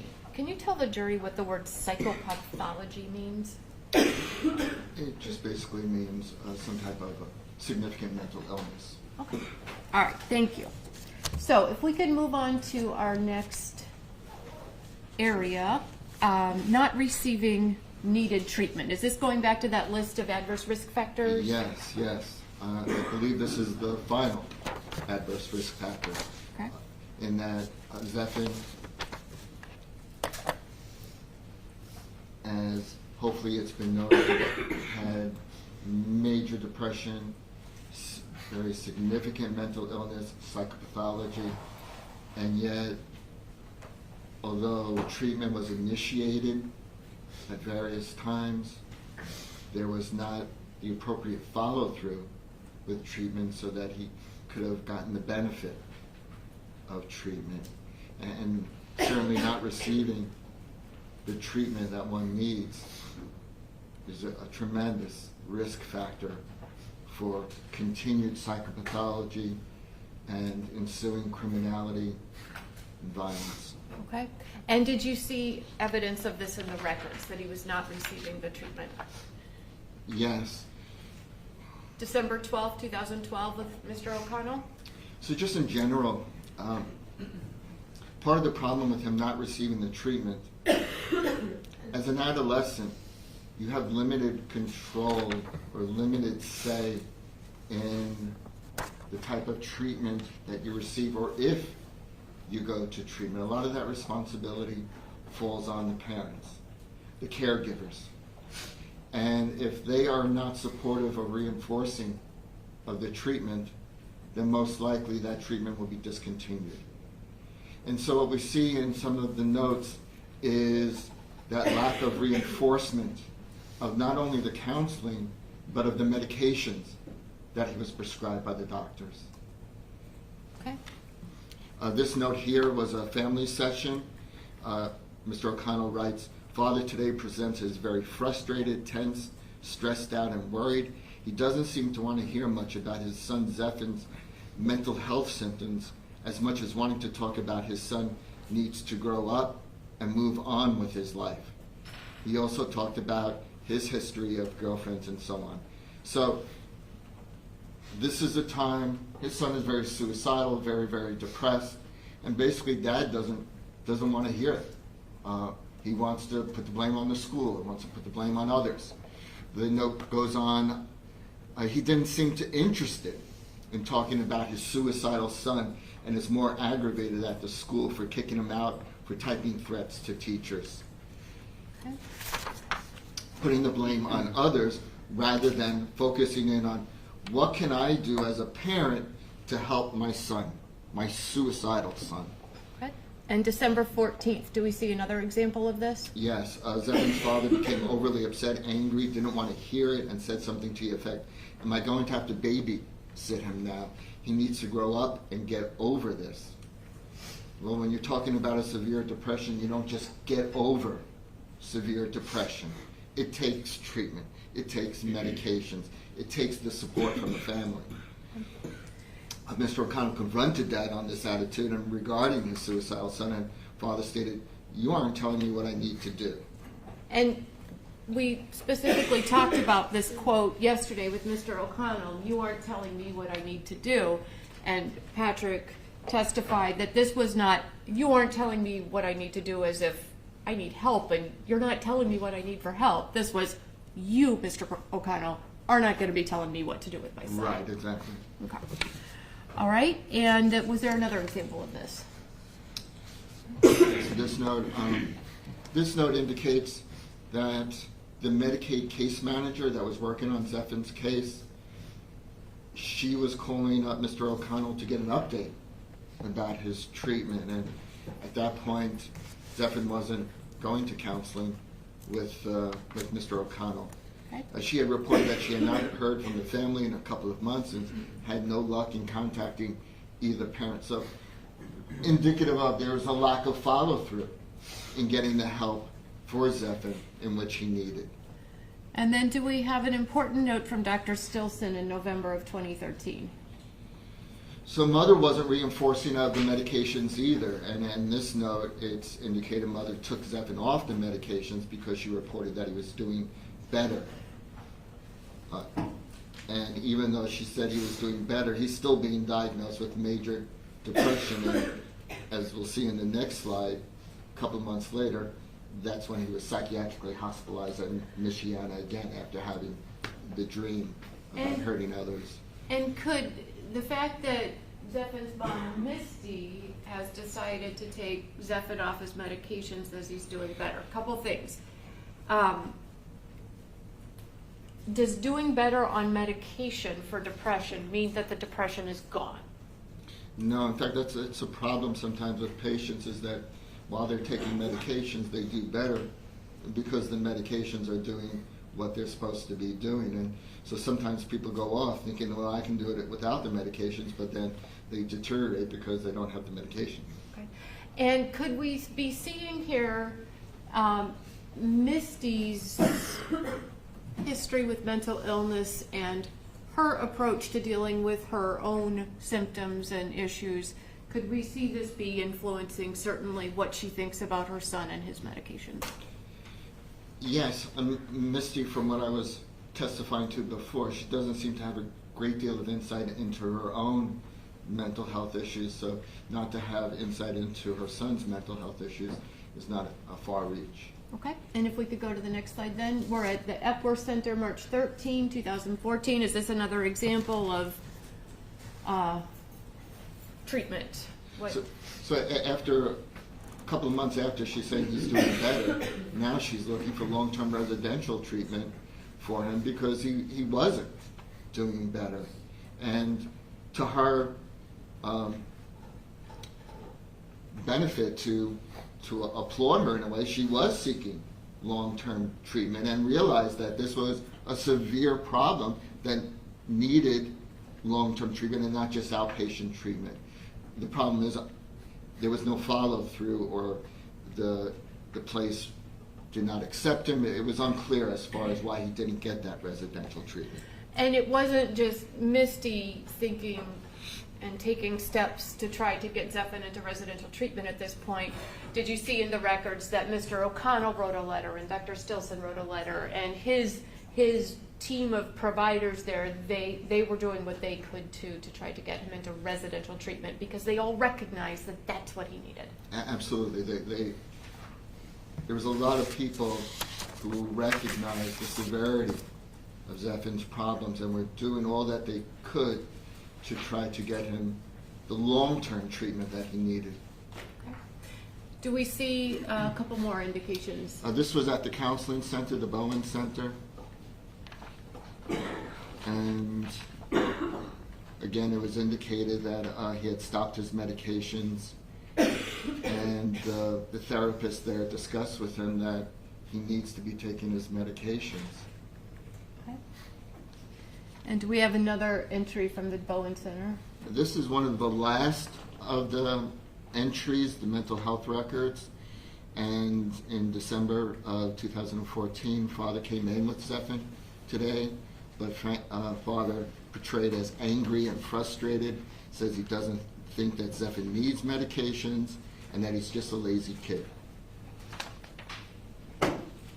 Was Zephyr just a lazy kid? That is not my opinion, nor the opinion of all the mental health therapists that treated him from the age of 14, 15. It was very clear that he was suffering severe depression, and there was the documentation of why he was experiencing that severe depression.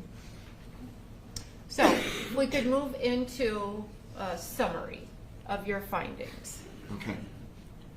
So just to sort of summarize what I've been talking about, in order to have a strong emotional and behavioral foundation, you need to have a healthy brain, be physiologically intact, You need to have secure, stable, nurturing relationships with one's parents or caregivers, and free from serious trauma and mental illness. And what is the picture that you have there? It's a strong dam. It's a strong dam that's a strong foundation representing an individual who is intact, who is secure, who can deal with their feelings on an appropriate level. And is that sort of your representation of the strong emotional and behavioral Yes, foundation? it is. Okay. Zephyr, on the other hand, he had cracks in his foundation. He had noted brain injury. His mom had a mental illness. He was exposed to inadequate parenting. There were further cracks in that there was maltreatment and abuse. He did not have that close attachment to either one of his parents. He witnessed domestic violence between his mother and her significant other, Bruce Bannister. And what are we seeing there with we're seeing water coming through, We're right? seeing further cracks in his foundation and him not losing control or not being able to deal with Okay. his feelings and emotions. We've got more water coming through. We got more water. The foundation, the dam is breaking. It's breaking with the severe mental illness. It's breaking with him not getting the treatment that could plug in those holes of the dam. Okay. So that takes us to a couple of mitigating circumstances specifically that we're going to talk about. And these are things that later on in the trial the jury will hear about from the court. The first one that we would talk about is the capacity of the defendant to appreciate the criminal nature of his conduct or to conform his conduct to the requirements of the law was substantially impaired. What is your opinion about that? And so, surely, absolutely, his conduct was substantially impaired due to all of those risk factors that I've discussed and probably went over and over again to reinforce how strongly those risk factors affected him and caused his emotional problems and problems with him being able to control his thinking and his behaviors. Okay. Now you heard on the 911 call and on the interrogation, Zephyr says, yeah, I know right from wrong, right? So this doesn't mean that we're saying Zephyr doesn't know right from wrong, right? No, he knows right from wrong. Okay. But his ability to control his behaviors, to conform his conduct, that was impaired. Okay. And if we look at another mitigating circumstance, the felony was committed while the defendant was under the influence of extreme mental or emotional disturbance. Do you believe that this is true for Zephyr when he committed these murders? Absolutely. Okay, if you could tell us why you believe that.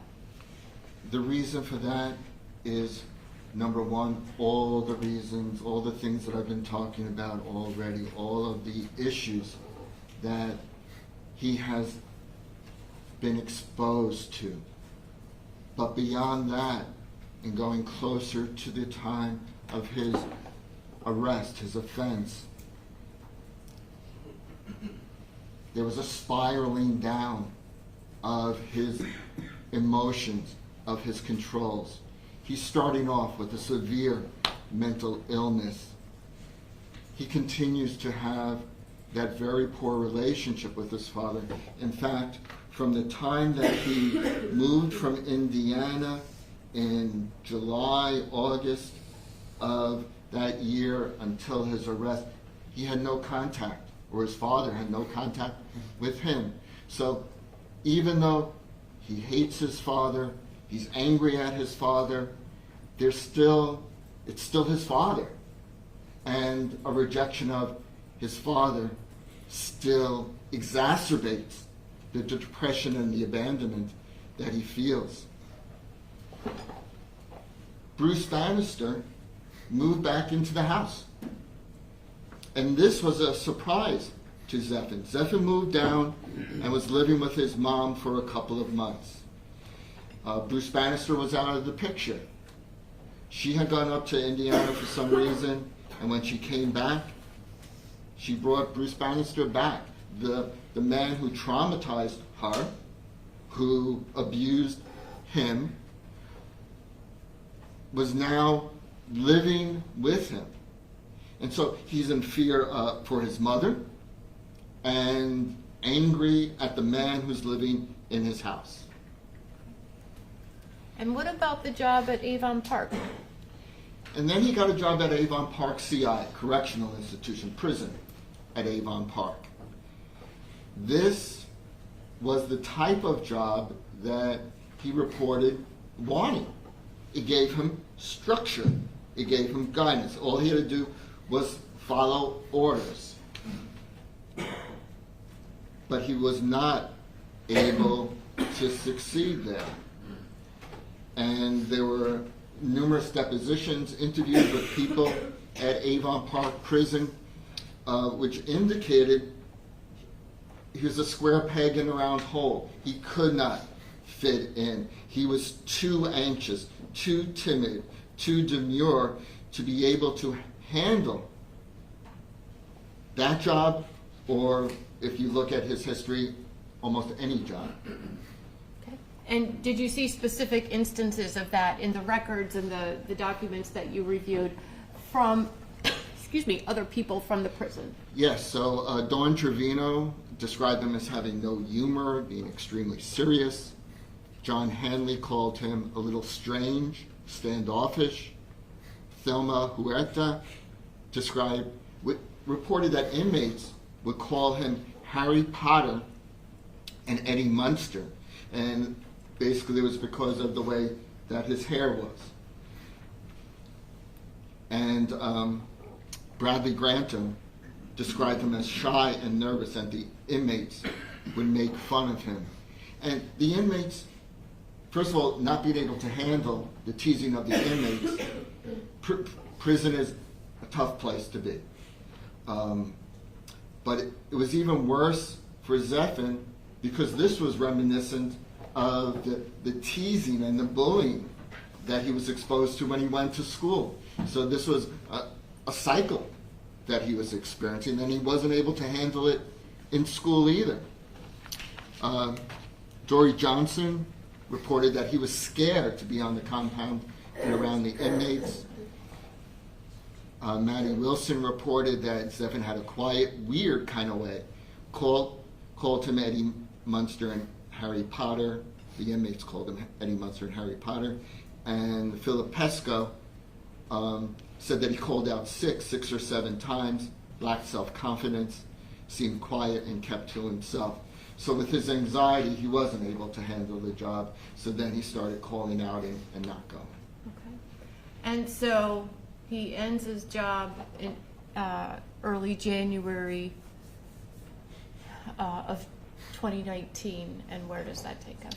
So, again, because of due to severe anxiety, not working in the prison, not being able to succeed, this was his hope. This was his hope to be normal, to live a normal life, to have a regular job and be productive, and put a lot of weight on this job. And once again, he failed.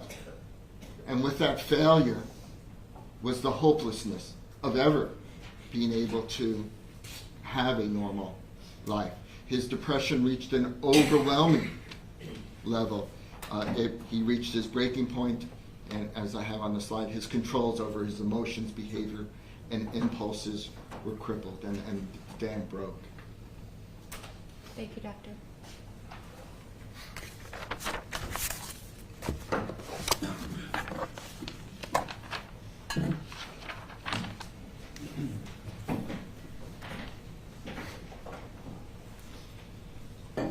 Afternoon. Good afternoon, Mr. Thompson. You wrote a report in this case that is about 67 pages long.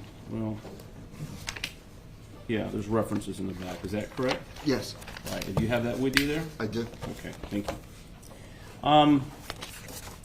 A lot of what psychologists and psychiatrists do is listen to complaints from people.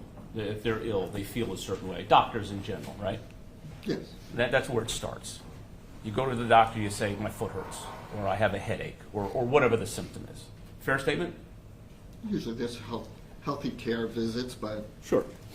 And in this case, one of the things that you have in your report is the information that you got from Mr. Xaver when you talked to him, right? yes.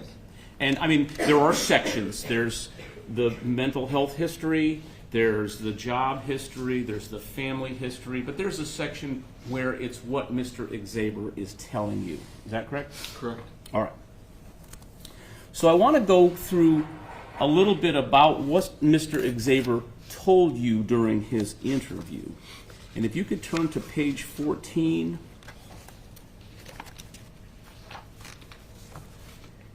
And look at the top of the page, the top paragraph. Can you find that right there? Yes. All right, I'm not gonna rush ahead of you.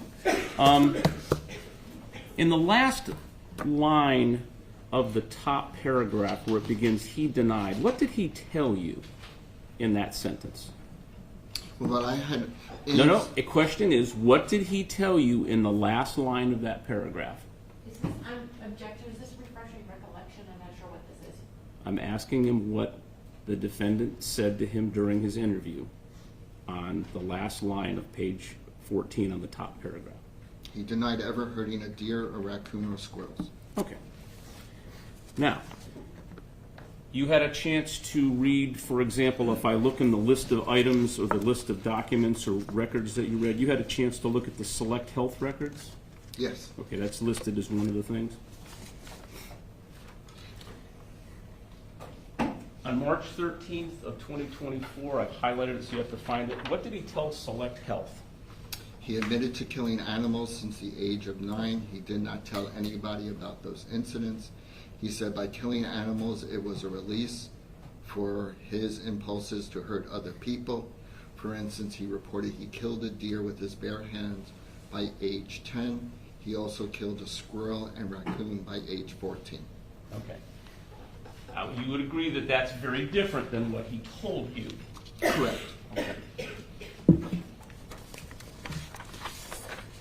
Now, if you look down under the substance abuse history, you see that maybe 2 inches down, it's a new topic. Yes. And do you recall what Mr. Xaver reported to you in the first line under substance abuse history? Mr. Xaver reported that he does not have a history of abusing alcohol or drugs. All right. Now, I also looked through your report, and I see that you reviewed and have referred to a number of records from the Bowen Center. Is that correct? Correct. All right.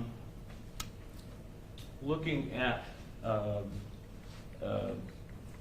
327-13, I believe, could be 14. What did he tell the Bowen Center about his alcohol or drug abuse? I've highlighted it for you.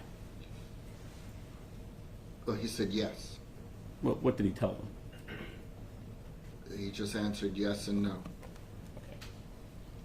Let me This was summaries of an evaluation. Well, let me go through that then. Does the client have any history or problematic use of alcohol, illegal drugs, or prescription drugs? Yes. Has the client been told that he needs an evaluation for help for alcohol or drug use? No. Has the client tried to stop or cut down their alcohol or drug use? Yes. Has the client ever become annoyed when someone has expressed concern about their alcohol or drug use? Yes. Have you ever had a drink or used drugs first thing in the morning? Yes.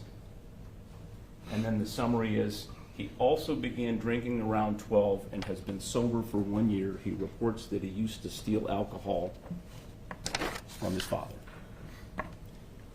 Would you agree that those answers are very different than what he told you? Those were summary. Okay, my question is, are those responses to the Bowen Center different than Mr. Xaver reported he does not have a history of abusing alcohol or drugs? I don't know.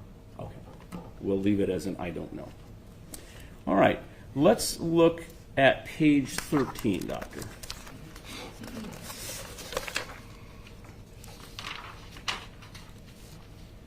If you look down at the third paragraph from the bottom, and I think you talked about this with the defense, Mr. Xaver said, what about his needing medications? You see the third paragraph from the bottom? Oh, okay. He recalled that his parents did not feel as if he needed medications. He therefore stopped the medications that were prescribed to him. Okay. So he recalled, that would be Mr. Xaver, that his parents did not feel as if he needed medications. So, again, I think you've talked about the Bowen records multiple times. Looking at the 6/6/13 Bowen report, I've highlighted the bottom. You read the last line on the bottom, the last section. What was the report in the Bowen Center at that time? Zephyr lived with his dad all throughout his life until last year, at which time he wanted to live with his mom. Since then, majority of the time he has been living with his mom until recently, where Zephyr was more defiant at mom's place. He was non-compliant with medications and non-compliant with instructions, and they decided he would live half time with mom and half time with dad. Zephyr feels his dad is really strict. So is there a little difference between Mr. Xaver saying his parents felt as if he didn't need the medications and what was reported here about being non-compliant with instructions? Yeah, it's unclear as far as what those instructions refer to. Okay.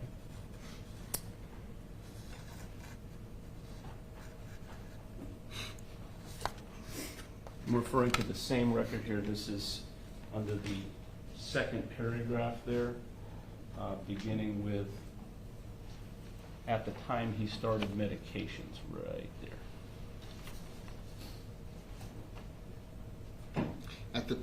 At that time, he was started on medications. However, since then, Zephyr has been non-compliant with his medication. He was recently caught not taking the medications, and he does not like it to be supervised.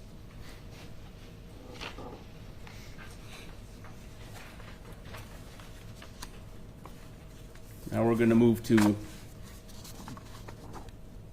June 13th of 2014. So this is now roughly an entire year. Also from the Bowen Center, and I've highlighted what is the conclusion a year later. He stopped his medications, and he does not want to take it because he feels sedated.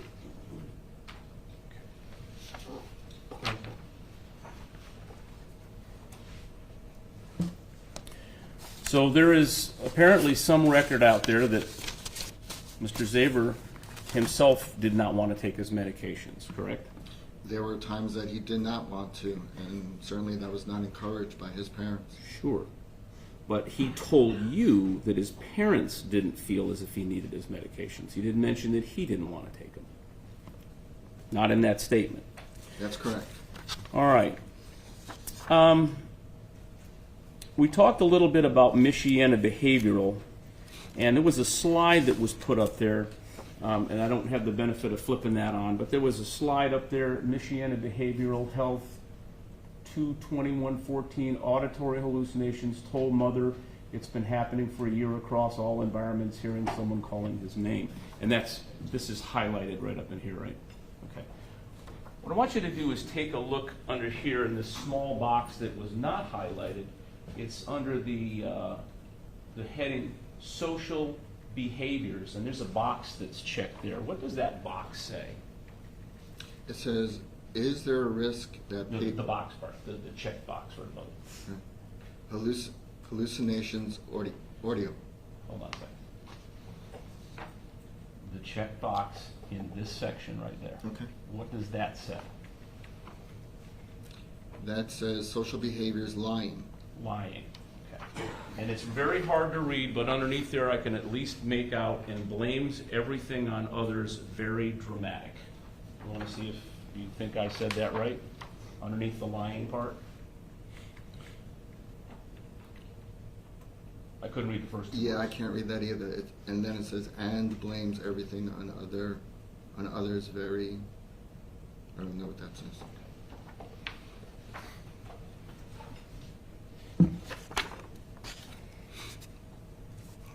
Now, that's a couple of examples of what he told you, and that's different than some of the records that are in the file, correct? Okay. So let's talk about some things that he told other folks.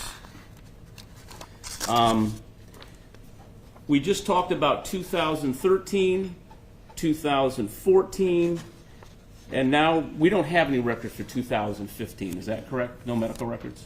No. Okay. So there was no hospitalizations that we're aware of. There was no therapy that we're aware of. We kind of end in about June of 2014, and then pretty much that's the end of it, right? I did not see any mental health records in 2015. Or 16. Well, 2016, there was the medical record from the military. And I'm going to get to them. I'm calling that Army records. But yes, I'm talking about regular treatment, like what we had been talking about in that whole PowerPoint, right? So there's nothing in 16 as far as a treatment, like going to the therapist and going to the hospital and things like that, right? No, he was assessed, but he wasn't treated. Okay. And 2017, no records. No. 2018, no records. No records. All right. So let's talk about the Army in 2016. They did go over this, but I did want to actually ask you about, this is called a security clearance application from the military, and I understand that you had military records. What was the question that had to be answered to get a security clearance in the military? It says, in the last 7 years, have you consulted with a healthcare professional regarding an emotional or mental health condition, or were you hospitalized for such a condition? And what was the answer that was His given? answer was no. Okay. And I think you talked about that, because if you say yes, you're probably not going to get in, right? Correct.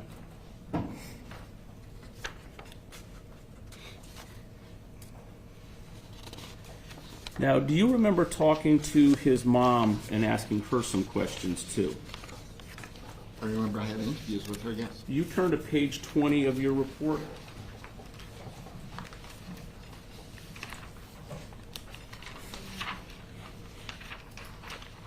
And this is in the section where you're talking to Miss Hendricks, right? Yes. Okay.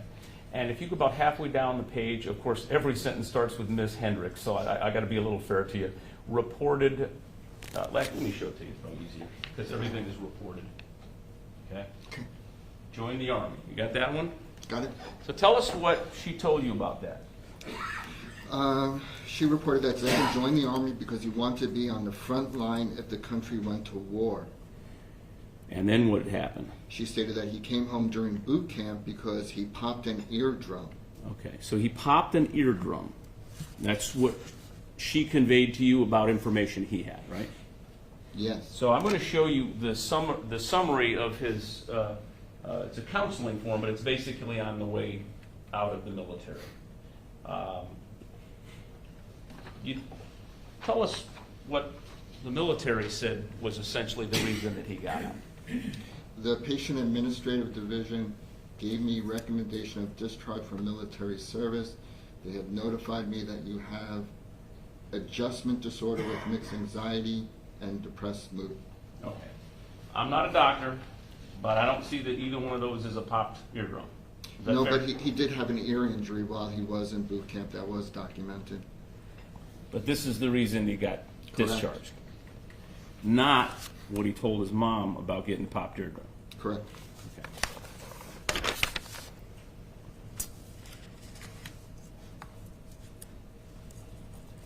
Now,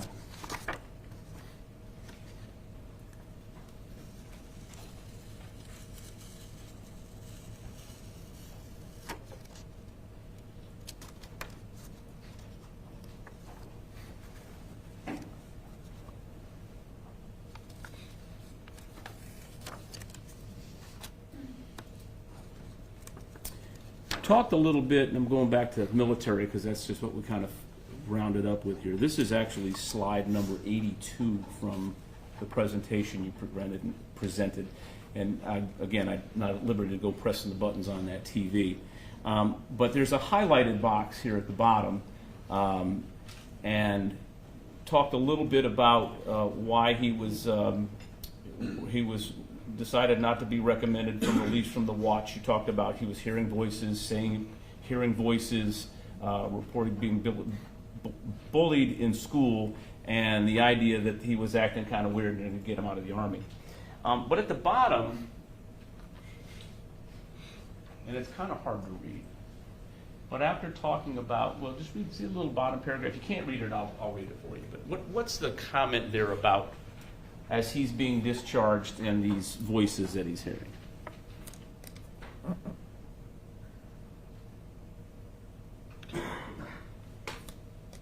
SM reports having AH. Is that what you're referring to? Yes, sir. AH is usually a abbreviation for auditory hallucination. Sure. Since about the age of 12. He has no apparent thought distortions, no negative symptoms, makes good eye contact, and argues logically.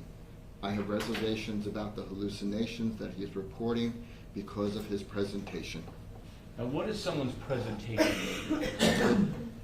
Just the way that he's being observed by the person who's assessing. So the fellow, or the person that is evaluating or looking at him, says, I have reservations about the hallucinations he's reporting because of his presentation. So he's not maybe manifesting any behavioral or emotional things that may tend to support an audio hallucination?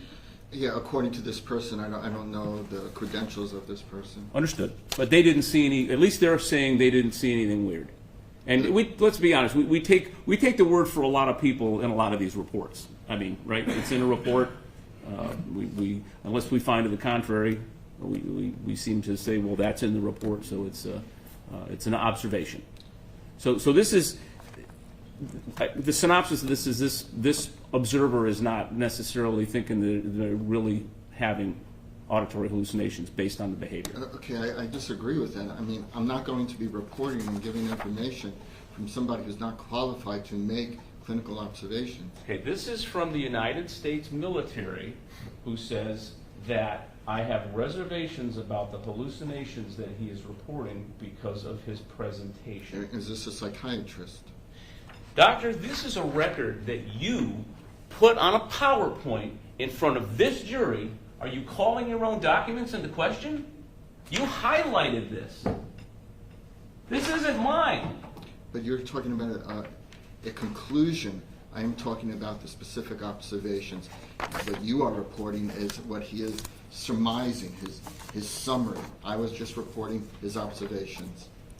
I'm using your PowerPoint. I understand that. Well, maybe next time you shouldn't put something up there that you're not sure if that person is qualified. All right, let's move to another thing that Mr. Xaver answered a question during his correctional officer interview. Now, you talked about the DOC records, the Avon Park, and things of that nature. Yes. Number two, the question is, in your opinion, what are the key characteristics or qualifications that a good correction officer should possess? Which characteristics do you possess, and why are those important? He writes dependable and self-starter. Now, you're familiar with his work history. You're familiar with taking medication. You're familiar with his school performance and his school attendance. You think that's an honest answer, that he's dependable? I'm not able to give an opinion on that word, dependable. Fair enough. Now, on January 8th of 2019, Mr. Xaver bought a handgun from a gun store that requires a firearms transaction record. And under Section 11F What did Mr. Xaver answer? What No, was, no. okay, what was the question? Have you ever been adjudicated as a mental defective, or have you ever been committed to a mental institution? And he said no. Correct. Now, if he had said yes, would it be a fair guess that he would not have been able to purchase a firearm? Yes, but I'm not sure if that answer is incorrect. Okay. So maybe he was clever enough to figure out how to weave between the lines so that he could get a firearm. Right? Or he was just answering honestly. He was answering honestly. You mean like telling you he doesn't kill animals and then telling somebody else that he kills them? No. Honest? Like, I don't have a drug and alcohol problem, but here I am. All these things that I've got a problem, yes. Did I need an evaluation? No. Did I try to cut down my use? Yes. You mean honest like those? No, like saying that he's mentally defective. I've never read anywhere that he was mentally defective. Did he have a mental illness? Yes. As far as being committed, I didn't read anywhere that he was Baker acted. So he wasn't committed. He may have entered voluntarily. We call that thread in the needle, Doctor. Let's talk about your report and some of the things that maybe were not included in your report. Objection, Your Honor. May you please approach the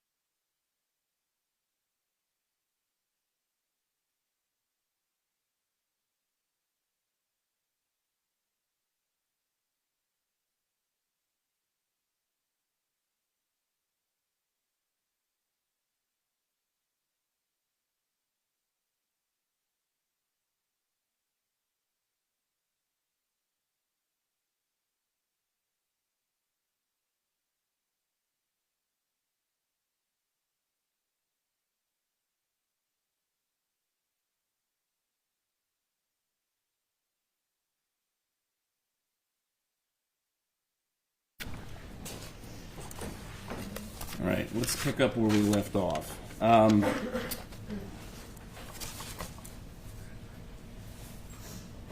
You had testified, and you've documented, you've reviewed the Caldwell Psychological Services report from December 12th of 2012? Yes. Okay. And I think one of the things you testified to was it was reported that the mother was previously diagnosed with bipolar disorder, right? That's what was reported. And that is on page 38, just so we're literally on the same page. And I'm assuming that this is the report you're referring to, the Caldwell Psychological Services report. Is that the same one we're talking about? I believe so. Okay, well, it's the same date, 12/12, and that's the only report from Caldwell, I believe. Okay.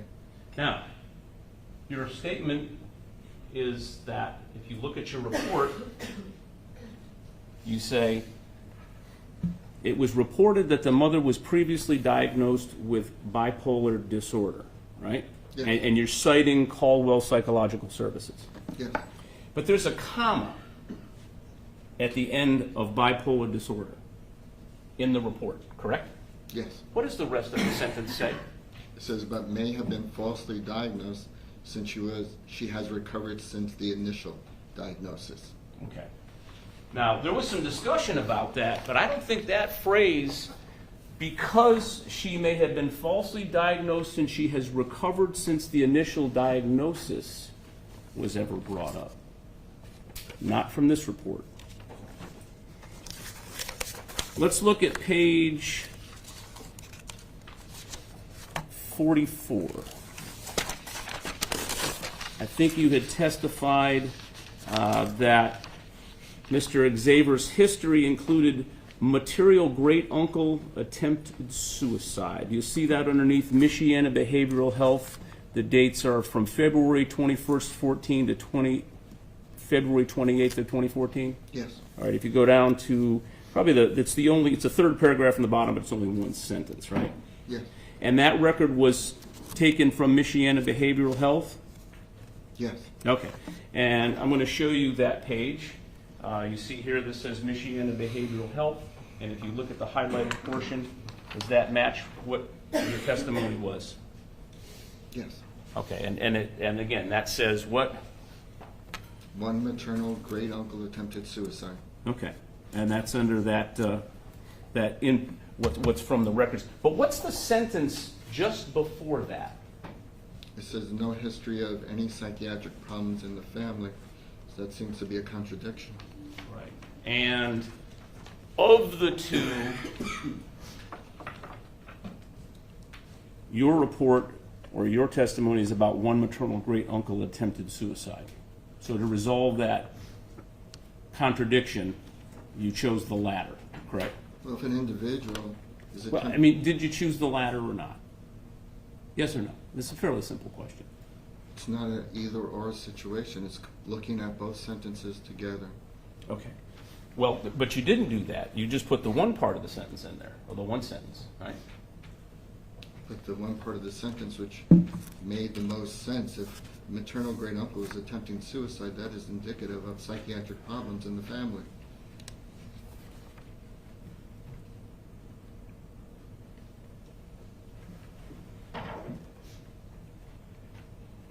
But you didn't put the whole thing in. I didn't put a lot of things into my 67-page report. Well, I'm worried about the things that are different or not consistent with what you testified to, quite honestly, Doctor. Well, I think that's very consistent to what I testified to, that there is a family history of mental Well, let's go to illness. page 45. Indiana Department of Child Services. I think you actually had a slide up here about that event. And that's the one where, and I'm looking at the second paragraph, Zephan is diagnosed with a mood disorder. He had auditory and visual hallucinations. He has bottled up anger and wants to kill his parents. He visualizes having a knife and standing over his father. This is Zephan now. He reported that he feels he has reached a snapping point and feels like he will hurt someone. Remember that? We talked about that? Yes. You told the jury that. said his father has belittled him, pushed him, placed him in chokeholds, and hit him with sports balls from the ages of 8 to 15.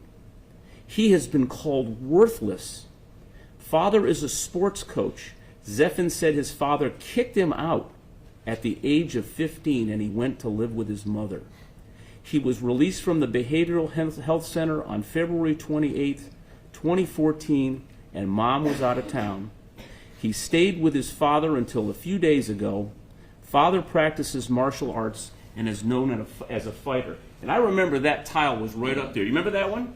This is where you got a lot of that information about the punching and all that stuff, right? I mean, that paragraph says all the stuff that was in there. There was some information from that paragraph, yes. Yeah, there was some information from that paragraph. All things that largely Mr. Xaver has talked about, has told you, been called worthless or reported.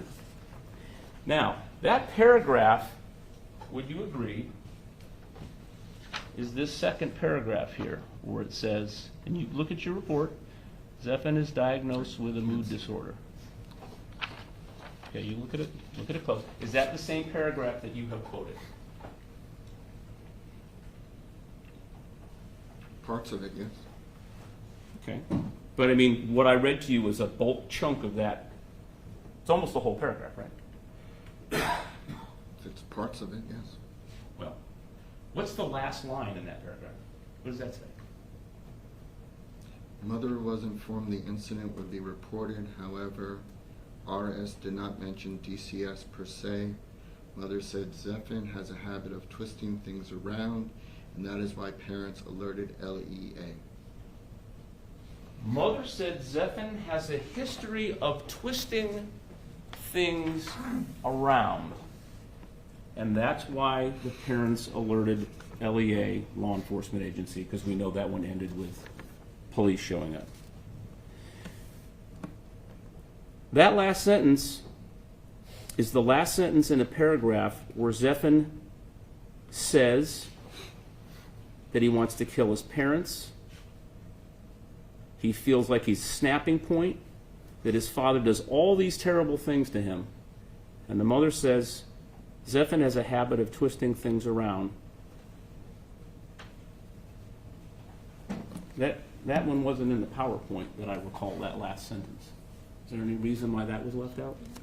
No, it was reporting what Zephin reported to Indiana Services. When you get a child protection service call out, it's not uncommon for parents to say that their child is just lying. And I was just using information that Zephin reported to them. Right. Because we want to make sure we have the whole picture, right? When we're Again, doing there are this. thousands of pages of documents, and if I included every sentence in every paragraph, then Okay, this well, would be a very long testimony. sure. You mean it'd be very long testimony? Yes. Well, I'm glad you were very brief with us this afternoon, Objection, Doctor. Your Honor, argumentative and improper. I'll withdraw it. So, looking at the bottom of page 46, if you could. This is from the Michiana Behavioral Health Center, and you've referred to that record several times. But this one's dated the next year. We had the Michiana Behavioral Center from 2013, and now we have the 2014 ones. And this is between March 8th of 2014 and March 12th of 2014. If you look at the very bottom, there's a thing that has a couple of quotes from the Michiana Behavioral Center at that time.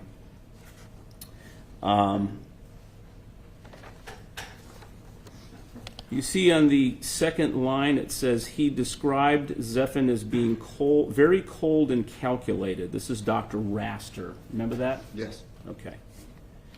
And if you look here, this is actually the page from the record, and you can see on the back it is indeed March 12th, and it is from Michiana Behavioral, and it is Dr. Raster.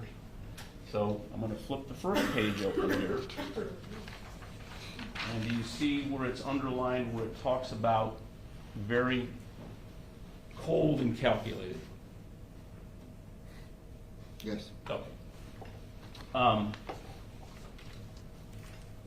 But there's some other stuff in that paragraph too, isn't there?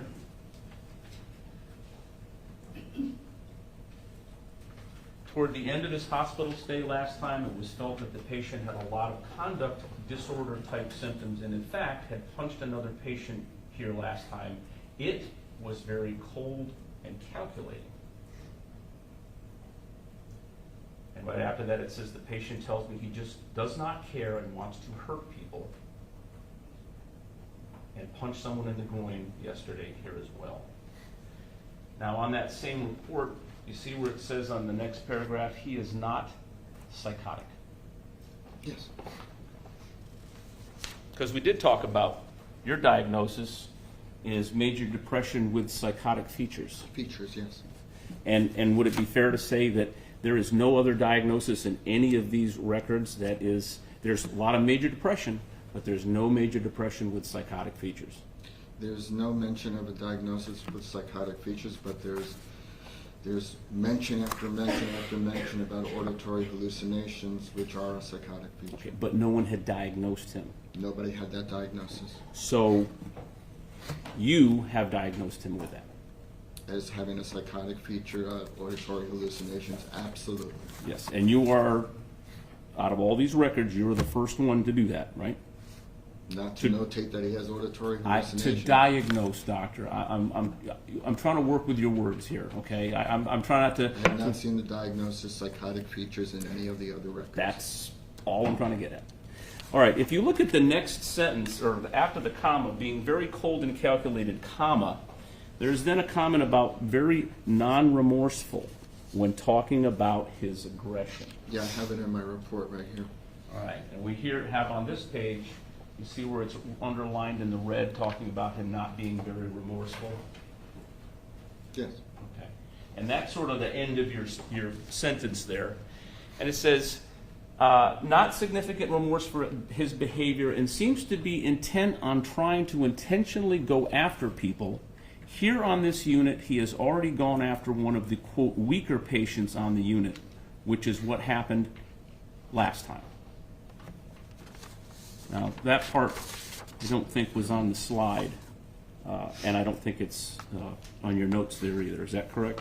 No, but I did testify that he did punch this individual who was calling him a pedophile and teasing him on and on. All right.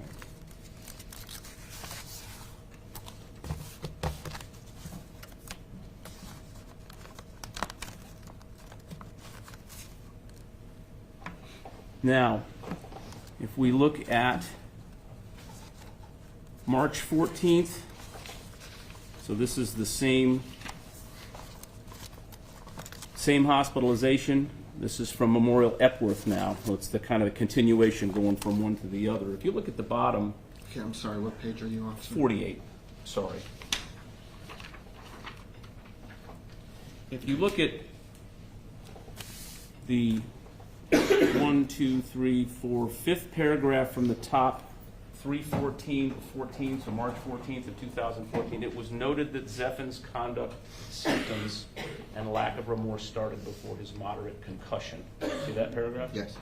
His MRI was normal a year ago after his concussion. It was reported Zeffen's longstanding psychopathology was beyond his concussion. I'm going to show you this record that's dated the same day. You see where the highlighted part quotes that? Yeah. Zeffen's. So that would be the same page that you got that information from? Yes. Okay.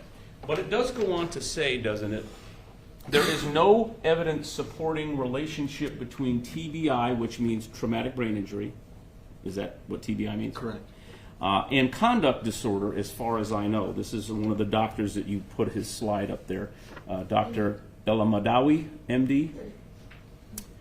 And further, talking to Zeffen, he does not strike me as a patient with high impulsivity or anger outbursts. He is more meticulous and calculated, but yet anxious. That, I don't think that one made it into the slide, if I recall, that statement. I don't recall that either.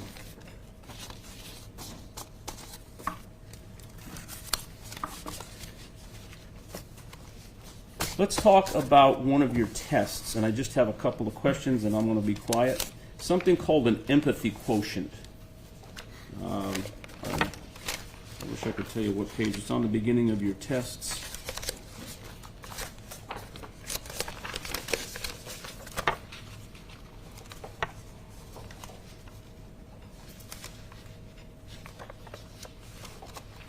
I think my sticker, here it is. It's on page 14. It begins on page 14. So the test I'm referring to is on page 15. See the empathy quotient? Yes. Okay. I don't know what that is, and I'm not going to ask you much about it, but you did say the empathy quotient was administered to Mr. Xaver orally due to his reading deficits. So was Mr. Xaver not able to read adequately to take one of your tests?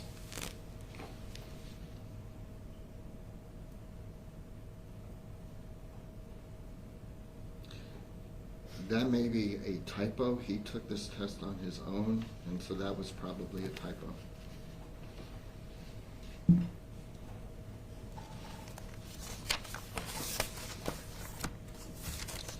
All the other tests he read and he answered appropriately.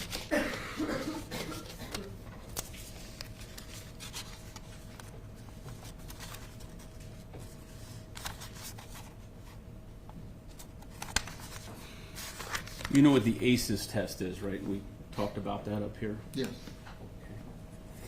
I think one of the things that was pointed out earlier and through your testimony was the ACEs test is it's a tool that you can use and see what adverse consequences that a child has that may somewhere down the road affect their behaviors or maybe even criminality of some sort. Correct. Okay.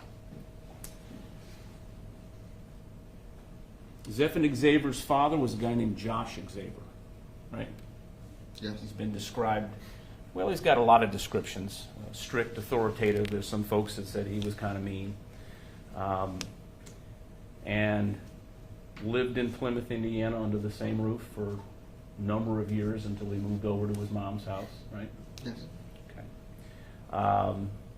But then at his mom's house, you got some boyfriends, one of which is not such a good guy. Did a lot of terrible things. Yes. And I guess your testimony is saying that that in part is an explanation for why Zephyr Xaver kind of went down the path that he did. Genetics, upbringing, his surroundings, his lack of family continuity, things of that nature. Yes. You know that he has a brother named Zachary? Yes. Same father, same house, same mom, same bad boyfriends in mom's life. Right? Yes.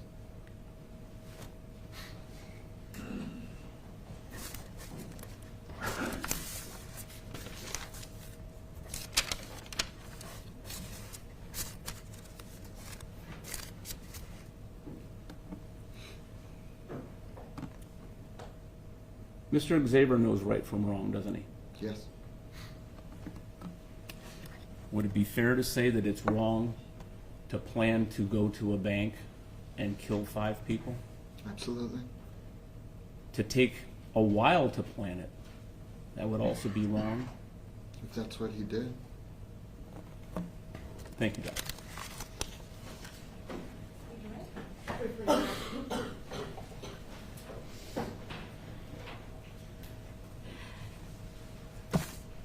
It's been pointed out that there were differences in the thousands of pages of records and all the different people who saw and talked to Zephyr throughout the years with his treatment, that there are differences. Sometimes he said one thing to one person. Sometimes he said something different to another person. The state asked you about that. Does the fact that there are these differences in things that Zephyr reports, Does this surprise you, given Zefan's severe mental illness? No. Why not? He is not going to be reporting the same thing to all the people. Sometimes he denies having mental health problems entirely. He keeps his feelings inside. Sometimes he'll be very open to a person that he trusts more, like Patrick O'Connell. If he doesn't trust an individual who's interviewing him, he may be more closed off.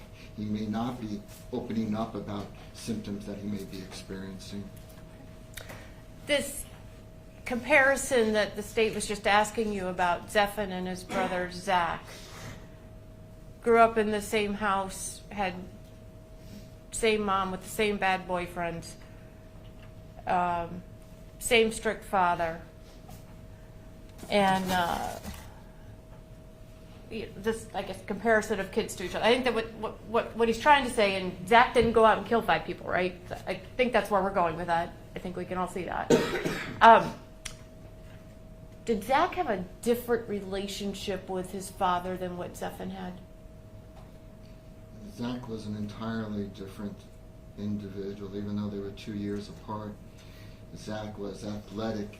He was popular. He was their father's favorite son. He was the golden child. He got accolades. He got reinforcement. He got encouragement. And again, he was very popular as compared to Zephan, who was socially awkward, introverted, the opposite, a different personality. And so because of those differences, Zach was treated differently, and his outcome, how he became, was very different as well. And it just goes to show you how being treated as a child can have such catastrophic effects as one grows up. Okay.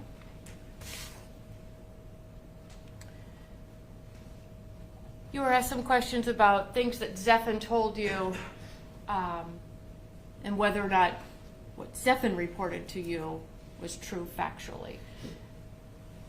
Is that the concern, the idea that information that you get from a defendant when you're doing an evaluation, is that why you look at collateral records? Is that why you look at all these records and do the interviews and do all the work, the hundreds of hours that you've spent on this case? Is that why you do that? Do all of that as well as the testing too. Okay. And you had repeated, I think 4 different evaluations with Zephan, right? 4 different evaluation sessions, yes.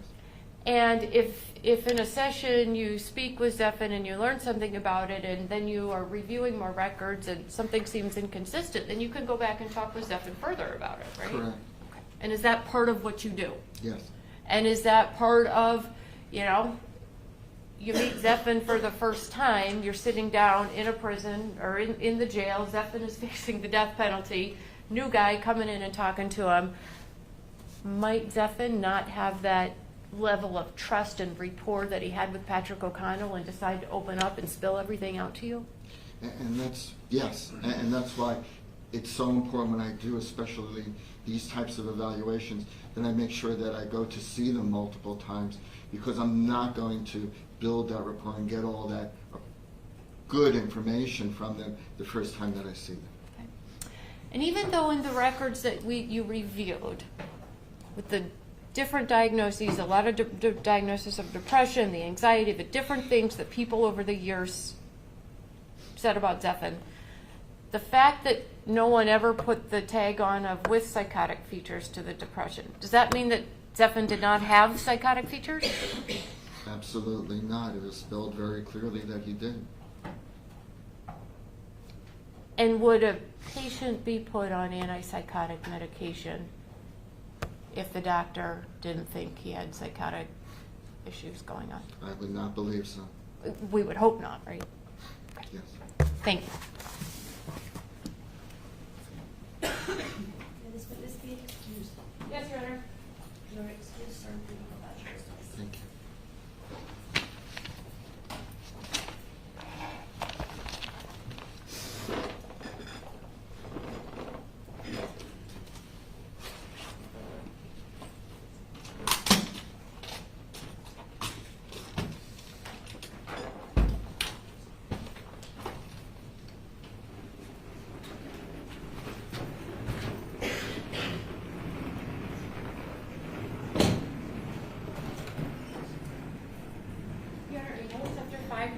one final witness that I don't anticipate would be more than about 15 minutes. If we may call him. Let's take a witness. Zachary Xaver, please.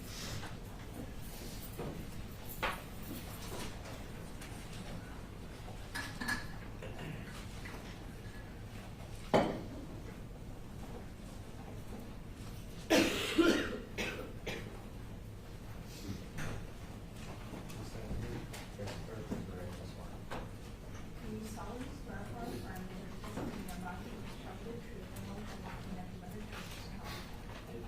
That's what.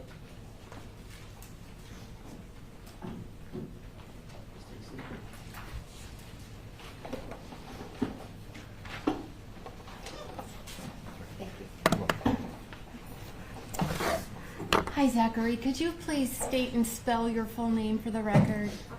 Zachary Xaver, Zachary James Xaver, Zackery, Xaver, Where do you live, Zach? Plymouth, Indiana. Who do you live with? My wife and my daughter. Okay. Do you work? Yes. What do you do for work right now? I work at a factory called MPI Products. Okay. Is that a new job that you've recently gotten? No, it's so I just got hired to this new job, and I start on Monday. Okay. And it's called Lau Industries. Okay, so you were with a different company. Yeah. You start something new next week. Yep. Okay. Who is your is Zephan your brother? Yes. Okay. Is he your older brother? Yes. About how much older is Zephan than you? 2 years.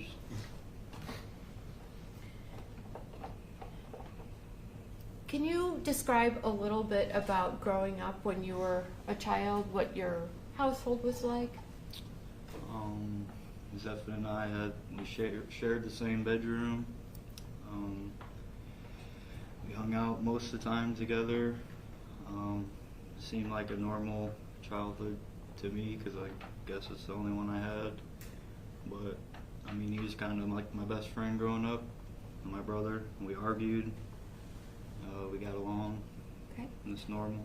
And when you were a child, did you live at your dad Josh's house? Yes. Did you still see your mom? Yes. Okay. Did you go, spend time at her house? She would come visit, that sort of thing? Yeah, every other weekend we'd go to her house. And who was Christy? Christy was my dad's wife, my younger brother's mom. Your younger brother, Hunter? Yes. Okay. And was Christy in your life from when you were a pretty young little guy? Yeah. Did you like her? Yeah, we got along. She was nice. Okay. Did Zephan also get along with Christy? From what I remember, yes. And then did Christy and your dad get divorced? Yes. Do you remember what that was about? From what I heard, she cheated, and that's why they got divorced. Okay. You heard that Christy, cheated on your dad? Yeah, Who'd you hear that from? my dad. Were things a little bit different in the house after Christy left with Hunter? Yeah, I would say a little bit, yeah. How so? Well, my dad worked a lot, so I would say he would go to work and we would have a new babysitter not every day, but every few weeks, every month, every couple. How would you describe your dad, how he disciplined you and your brother? Spanking, nose in the corner, smack in the back of the head. What about push-ups? Push-ups. So like physical exercise as a yeah. form of punishment? Yep, or help him work or clean or do whatever. Was your dad strict? Yeah, I would say so. Would you describe your, do you love your dad? Yeah, And does he love you? I hope so. You hope so? I think so, yeah. Okay, okay. Did your dad express a lot of love? Was he like kind of, did he show that to you a lot? I feel like he said it more than like we got hugs or anything. I don't remember a whole lot of hugs or like physical, but I mean, he definitely said it. Did you play football? Yes, I did. And was football something your dad was into? Yes. It was a big deal for him. Mm-hmm. Were you good at football? Yes. Okay. And was football something that you and your dad connected about? Yes. Okay. And did Zephan play football? Yes. How did Zephan do at football?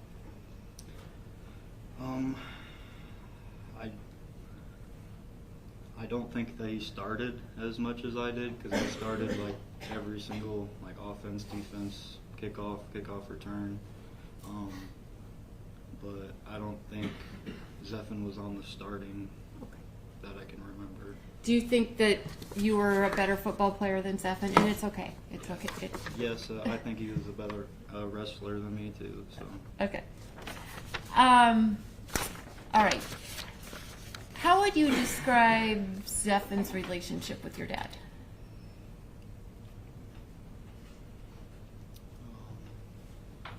like now or Back then, back then? when you were kids. Like what age are you? Like what age? Like before junior high years. Sorry, I wasn't very specific. Sorry. Before junior high, before high school.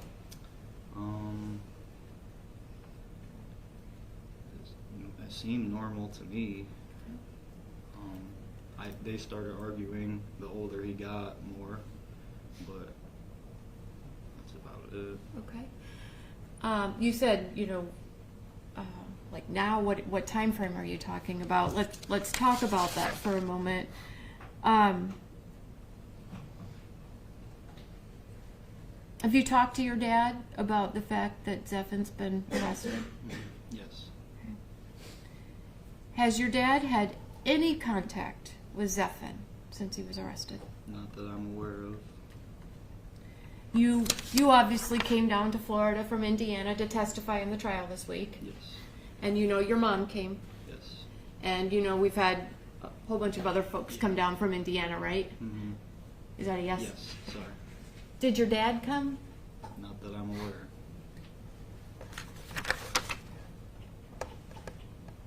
How was Zephan's relationship with your mom, Misty, when you guys were younger?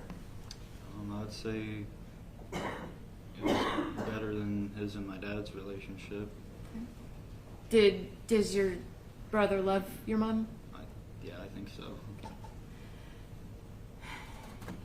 Were there, typical, in the younger years, before high school, were there, typical mother-son arguments, things going on? Yes. Your mom had some different boyfriends and a husband. We've heard about Corey Roberts and Mike Mitchell. Did Zephan get along with those guys? From what I remember, yes. Okay. And then there's Bruce Bannister. You know Bruce? Mm-hmm. Yes. Your mom and Bruce have had an on-again, off-again relationship over the years. Does that sound right? Yes. Are they currently in the on-again stage? Yes. And did Bruce come down here to Florida? Yes. I should have been more specific. When your mom came down this week to testify? Yes. Okay.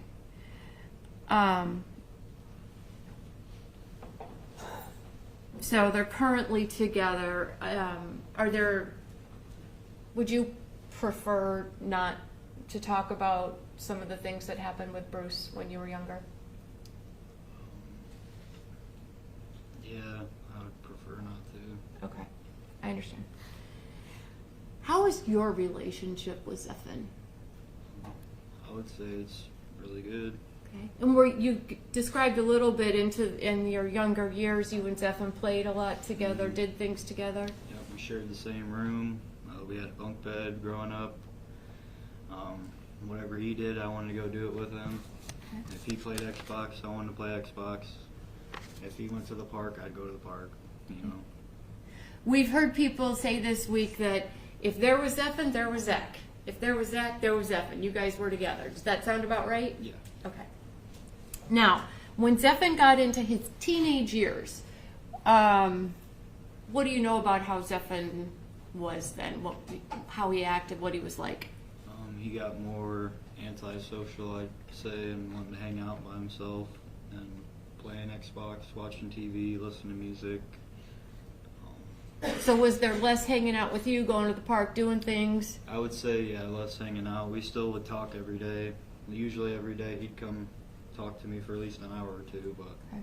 it And, definitely, I'm sorry. hanging out slowed down for sure. Okay. And he spent more time in his room playing video games? Yeah. And is this when, so we're talking about the time frame now when Zephan is in high school and he's moved to live with your mom in Bremen. Are you still living with Dad in Plymouth? Yes. Okay.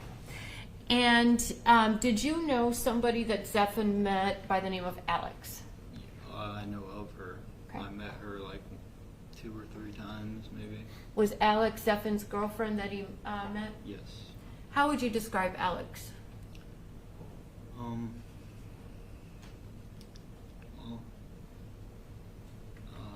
I don't know how to say the word I'm thinking of. Strange, I guess. Okay. Well, Different. how did Zephan, did you notice changes in Zephan after he was with Alex? Yeah. How would you describe the changes in Zephan? I'd say started getting into more like heavy metal and wanting to be even more by himself. He started liking black clothes more, I feel like. Okay. That's about it. Oh, and he would argue with my parents more. Sorry. Okay. After he was with Alex? Yes. Okay. Did you know very much in these years about what was going on with Zephan and hospitalizations and counseling and treatment and all of that? No, I didn't know anything until he went to BHC the first time. Okay. And you were still living at your dad's house at this time? Yes. Okay.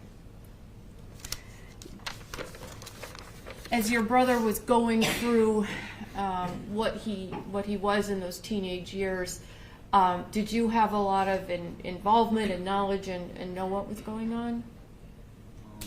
Like, what do you mean? Like, did you talk with Zephan about what was going on with him? I think when he got out of BHC, I asked him, like, why did you have to go in there? And the same thing that my parents told me was that he was suicidal and hearing voices. So. Okay.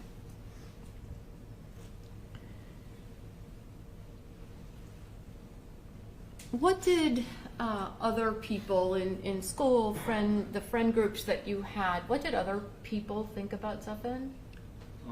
They said he was a chill guy, but he was a little strange, a little weird maybe, because he would be more social, antisocial. Okay. And when you're saying antisocial, meaning he's not going out and hanging out with other kids, doing social activities. Yes. Is he kind of holed up in his room playing video games? Yes. All right. And after Zephan was out of school, and before he moved to Florida, we have this period of time. Did Zephan try a couple different jobs?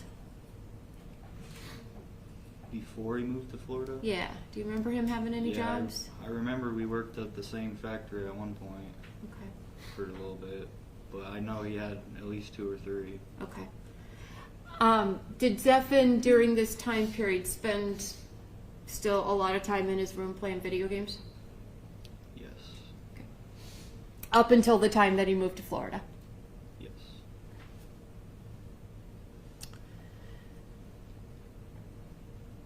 After Zephan moved to Florida, did you ever have the opportunity to come down and see him? I think I came 2 times. Okay. And what was your impression of how Zephan was doing when you came? I felt he was doing better than I've ever seen him do. He had a job. He seemed to be well, like mentally. He took me and Bruce's daughter out to dinner and paid for it all. And he also drove us around and showed us where he worked, showed us where he got his uniform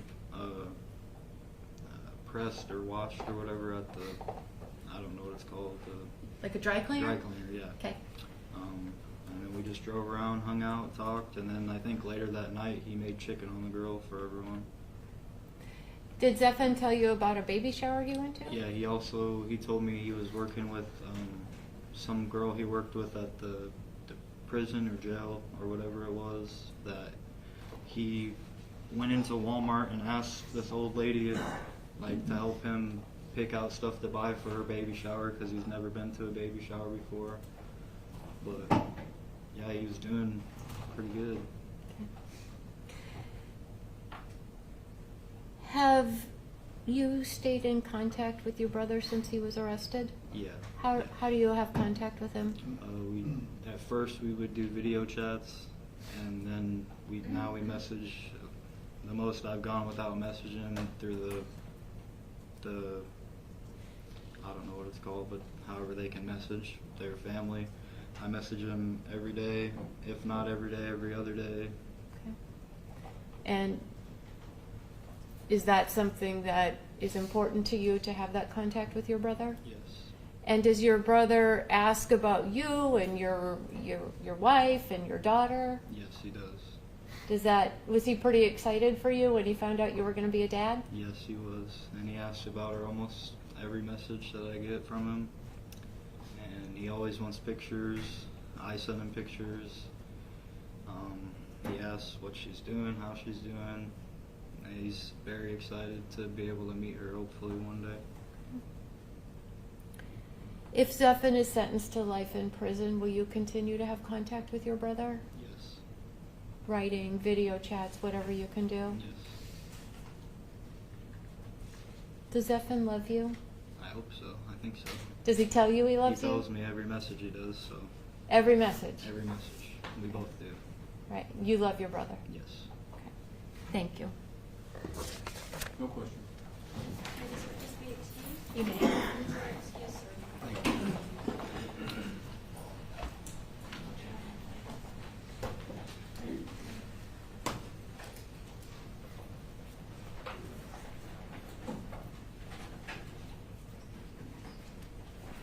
May I have one more? Yes, ma'am.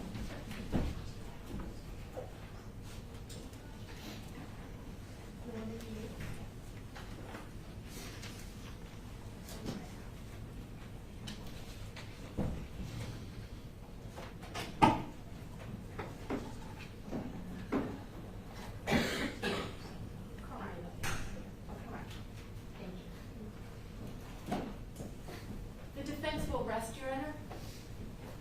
Ladies and gentlemen, we're going to take our evening break, and we're going to get together tomorrow morning at 9 o'clock. So we'll get together a little later.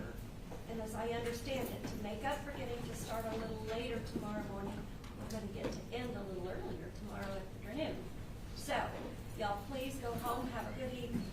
Do not discuss the case, do not watch the TV, or read the paper, or listen to the radio, or do any social media connecting with anyone. Please have a good evening, but tomorrow is 9 o'clock in the morning. Give you a little bit later start time. Have a good evening. All rise for the execution jury. Please let me write that.